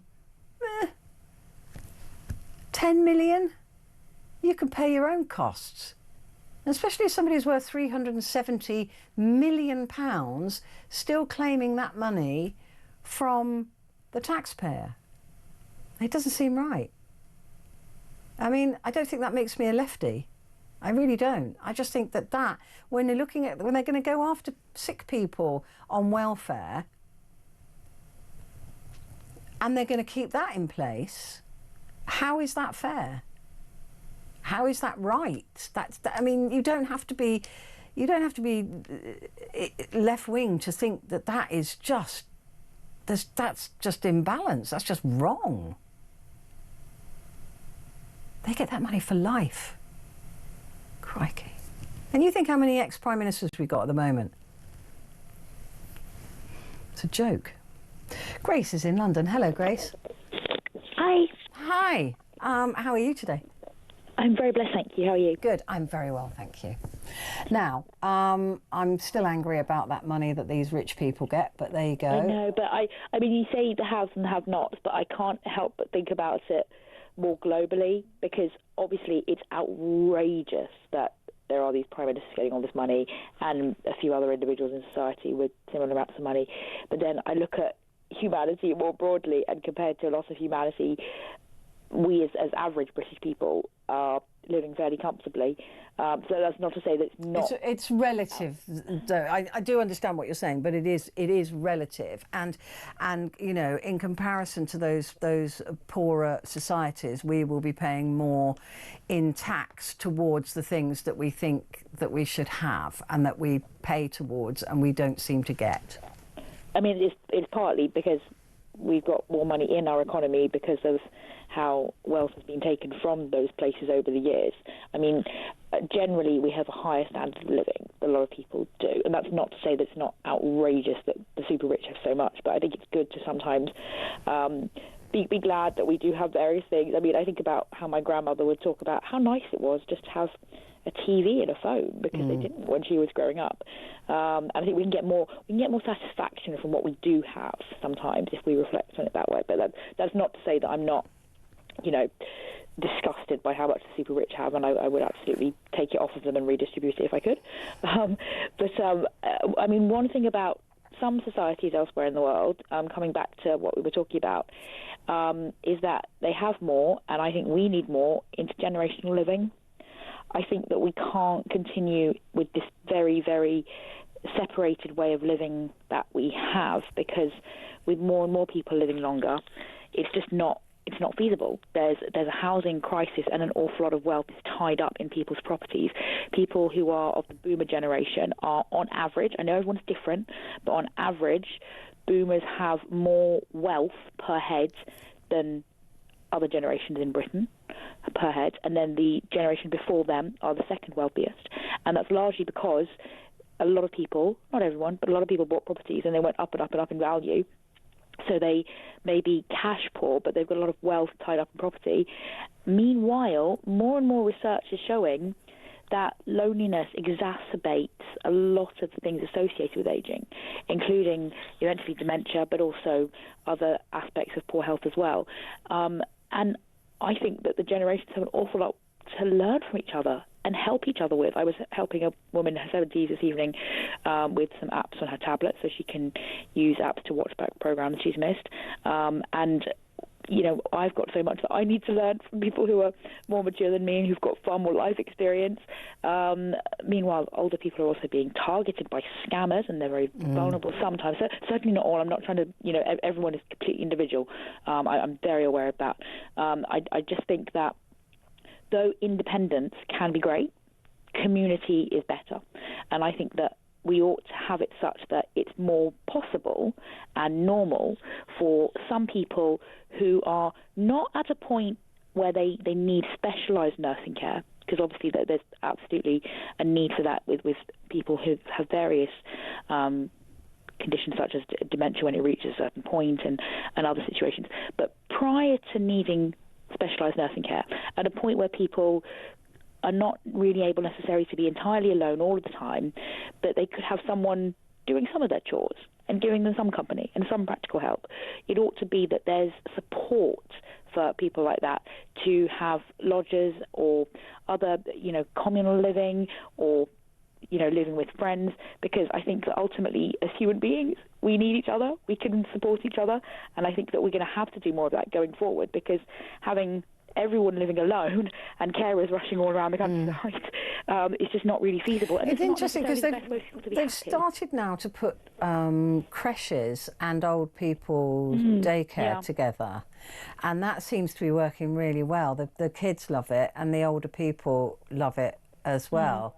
So there's definitely something about that people do benefit from that. But I just don't know how you persuade people to want to live, with their parents, or to a lot of people don't want to have the in-laws around. I mean, my son's girlfriend, who's adorable, I love her, and she loves me as well, so we're very close.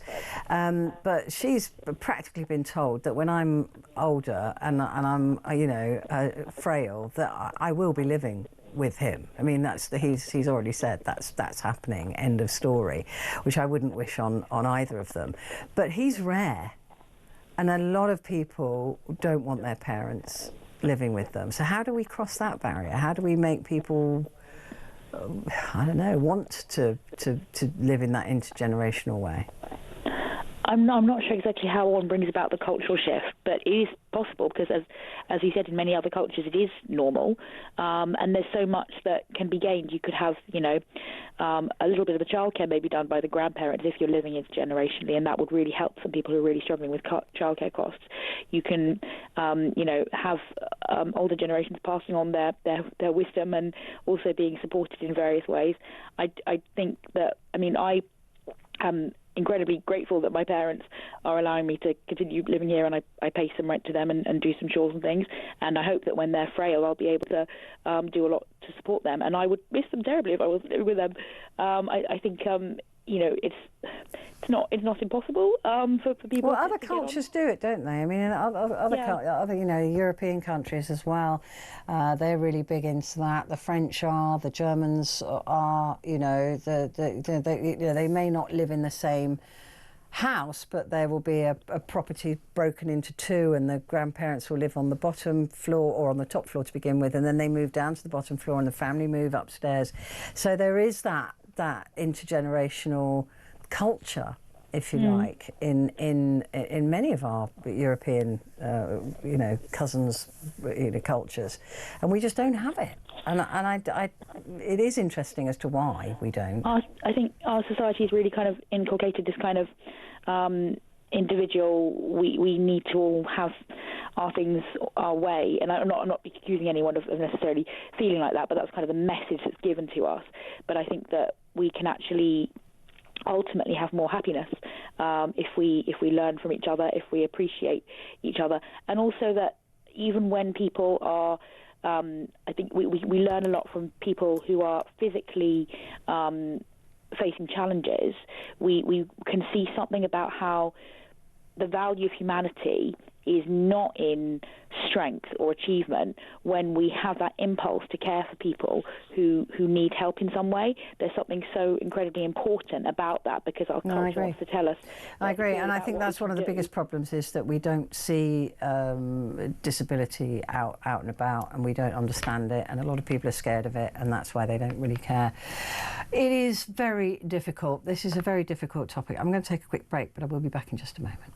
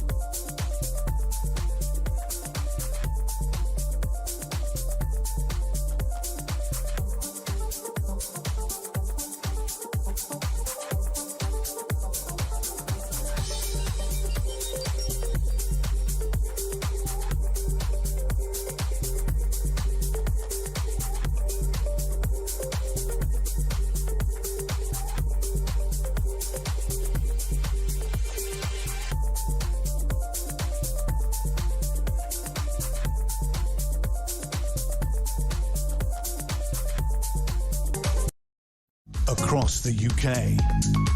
On DAB+, on your smart speaker, on your smart TV, and on your side. This is Talk. Hello there, this is Talk, and it's Petrie with you. And we're talking about social care because a story is breaking later on today, saying social care tax is needed as part of urgent and radical reform. We got hold of this a bit earlier, so that's why I was able to bring it to you at midnight. Sarah says, Petrie, I have cerebral palsy, so I'm always going to need social care for help with dressing, eating, everything. No social care, I would die. I object to being told what I can spend my own money on without it being taken into account in terms of what I can afford to pay. Social care charging is basically a triple tax: income, bank balance, additional death duty. If social care charging, aka social care tax, was replaced by a fixed deduction from enhanced PIP, as happens when one has a mobility vehicle or a powered wheelchair, it would be much fairer. It should also be centralised by a revived independent living fund.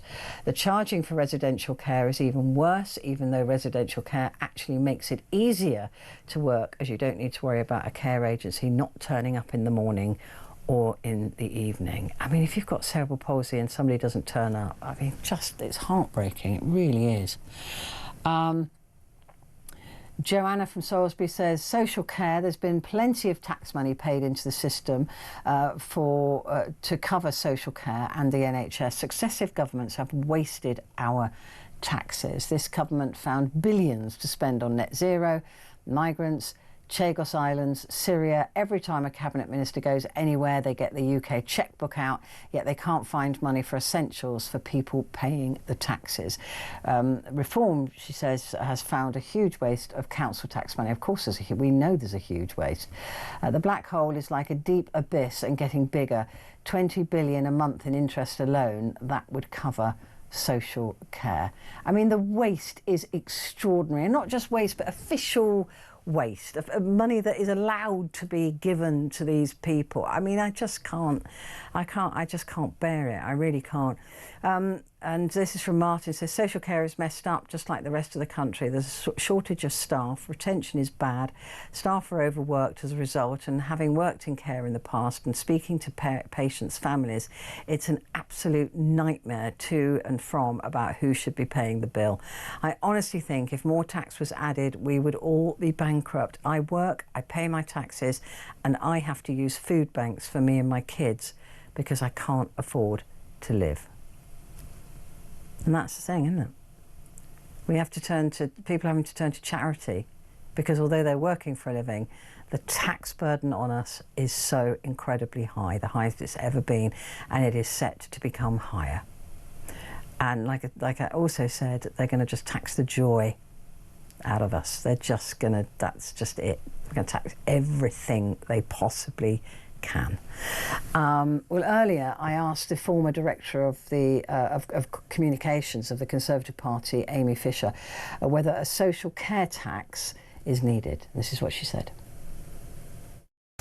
There is that, but I think equally, people do understand that the social care system is completely, I was going to say crumbling, it's not crumbling, it's crumbled, and I think for a long time people are aware of that. And I think people are also aware that every time anybody tries to sort of grapple with this sort of enormity of it just kind of scares anybody. And, every government I can remember from kind of the late 90s has been talking about changing the system in some way. I mean, I still sort of shudder even seeing kind of social care in a headline, because I was working for the Conservative Party in 2017 when Theresa May, if you recall, produced her grand plan for kind of social care, which swiftly became, the dementia tax. She had to kind of U-turn within about 4 days because people had sort of fundamentally misunderstood there was a kind of level of 100,000, and people thought that was a cap on what you'd have to pay towards your care. Actually, it wasn't. It was a floor. You could basically have unlimited liability, and only when your costs and your assets are depleted down to £100,000 would you sort of get some kind of financial help. And so I just, remember that whole disaster. I mean, that literally became the symbol of the disaster of that well, the disaster of that 2017 campaign, as I say, because, there a politician had tried to come up with quite a bold proposal. There was some honesty in the numbers about just how expensive, care towards the end of your life can be, but in the end had to essentially reverse on it because it was so unpalatable. So there you go. So Amy Fisher explained some of the things that she'd been through whilst working with the Conservative Party. But I just want to know how you feel about having an extra tax that they're saying that we need to pay. It'll have to be extra money on national insurance, or I don't know. I don't know how else they'll collect it. But they're saying extra money is needed. The government can choose a collective solution through a health and care levy. We already pay that, don't we? And/or more individual solution with a pension-style care supplement, with insurance premiums paid either through long-term savings or a lump sum at the end of one's working life. So we'd have to pay a chunk of money in order to be eligible for any form of social care as we grow older. His report, which did not specify, this is Damien Green, did not specify how much the new levy should be, acknowledged the idea of further tax to pay for social care will be politically unpopular with some groups. What, taxpayers? But he insisted it is absolutely imperative that it takes the chance to set the stark facts before public and politicians. If more money is to be put into social care, then it either needs to come from individuals paying for themselves or from the general taxpayer. So brace yourselves, it's on its way. Quick break, I'll be back.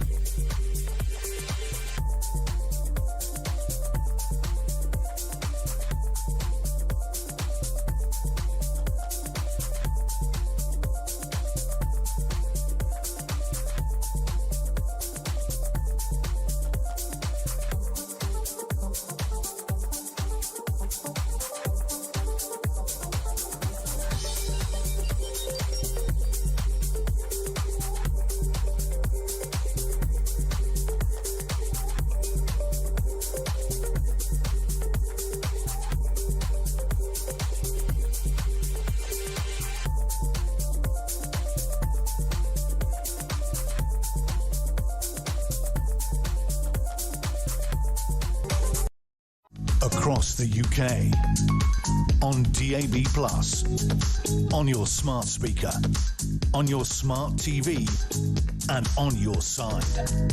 This is Talk. Hello and a good morning to you. This is Talk and it's Petrie here with you through until the top of the hour. and we're talking about social care. And this report that suggests, well, more than suggests, that social care tax is needed as a part of urgent and radical reform. Some of the recommendations, though, I don't know how they will work. This is another recommendation, includes taking funding responsibilities away from local authorities. I completely agree with that, because while they're wasting money and losing money and playing roulette with our money, it's always social care that will lose out in the end. Even though we pay towards it with council tax, they're not spending it in the way that we would want it to be spent, right? So taking the responsibility away from local councils and instead having a national care system whereby money is awarded to individuals on the basis of a standardised assessment of entitlement to care, which, I mean, it will probably take longer to get, but I wonder if that's a better idea. And also it talks here about proper integration with the NHS is necessary, and I have been saying that since they were separated, because it used to be that social care came under the NHS, but it wasn't. It then was separated off, and this sort of haphazard approach to it was brought into force, where it was given to councils, and you had to apply to councils, and I mean, absolutely ridiculous. And I mean, at least if there was a national care fund, perhaps you could move your loved one who needs care to your borough, so you could help with that care, or you could at least be part of their lives a bit more, which is what I wanted with my brother, which wasn't possible. So proper integration with the NHS is necessary if either healthcare or social care is to be delivered efficiently and with proper respect for those who need it. They've got to be put back together. They have absolutely got to be, because at the moment it's just arguing budgets all the time. And this is why, of course, that you've got so many carers who are family members now, because the care system is just not working. And if it is working, it's just not affordable. It's extremely expensive. If you have to pay anything towards it, it's a lot of money. The first phase of the Commissioner's work is expected to report in 2026, although recommendations from the initial probe will be implemented in phases over the course of 10 years. And separate analysis has suggested that regulation of home care has deteriorated in the last 12 months. Tell me about it. With about 7 in 10 community social care providers either unrated or without ratings by the watchdog. So these people are not even being checked as to whether they're doing the job properly or not. It's a mess. Kevin is in Hull. Hello, Kevin. How are you? Good morning, Petra. Good morning. How are we? Oh, we're living the dream. Living the dream, aren't we all? Yes, yes. First of all, I would like to compliment you on your efforts towards your brother. Thank you. It's very commendable. It's. I mean, I've hated most of it, so don't. Oh no! Don't put me on a pedestal. It's been really difficult. Well, I will actually, because his family, and I think through past talks, you told me his problems, and that could have accelerated his Alzheimer's, etc. What I wanted to talk to you about was I've been in care, a working carer, now on job seekers allowance, unfortunately. But the thing is, the council subcontract for carers to go around and help people or give them their pills and things like that. These are mobile people. Okay. Yeah. So they are given like 15 minutes to get an old person or somebody with difficulties up and showered and breakfast and pills. And as a mobile carer, you will have at least 24 visits in one day. Blimey. Right.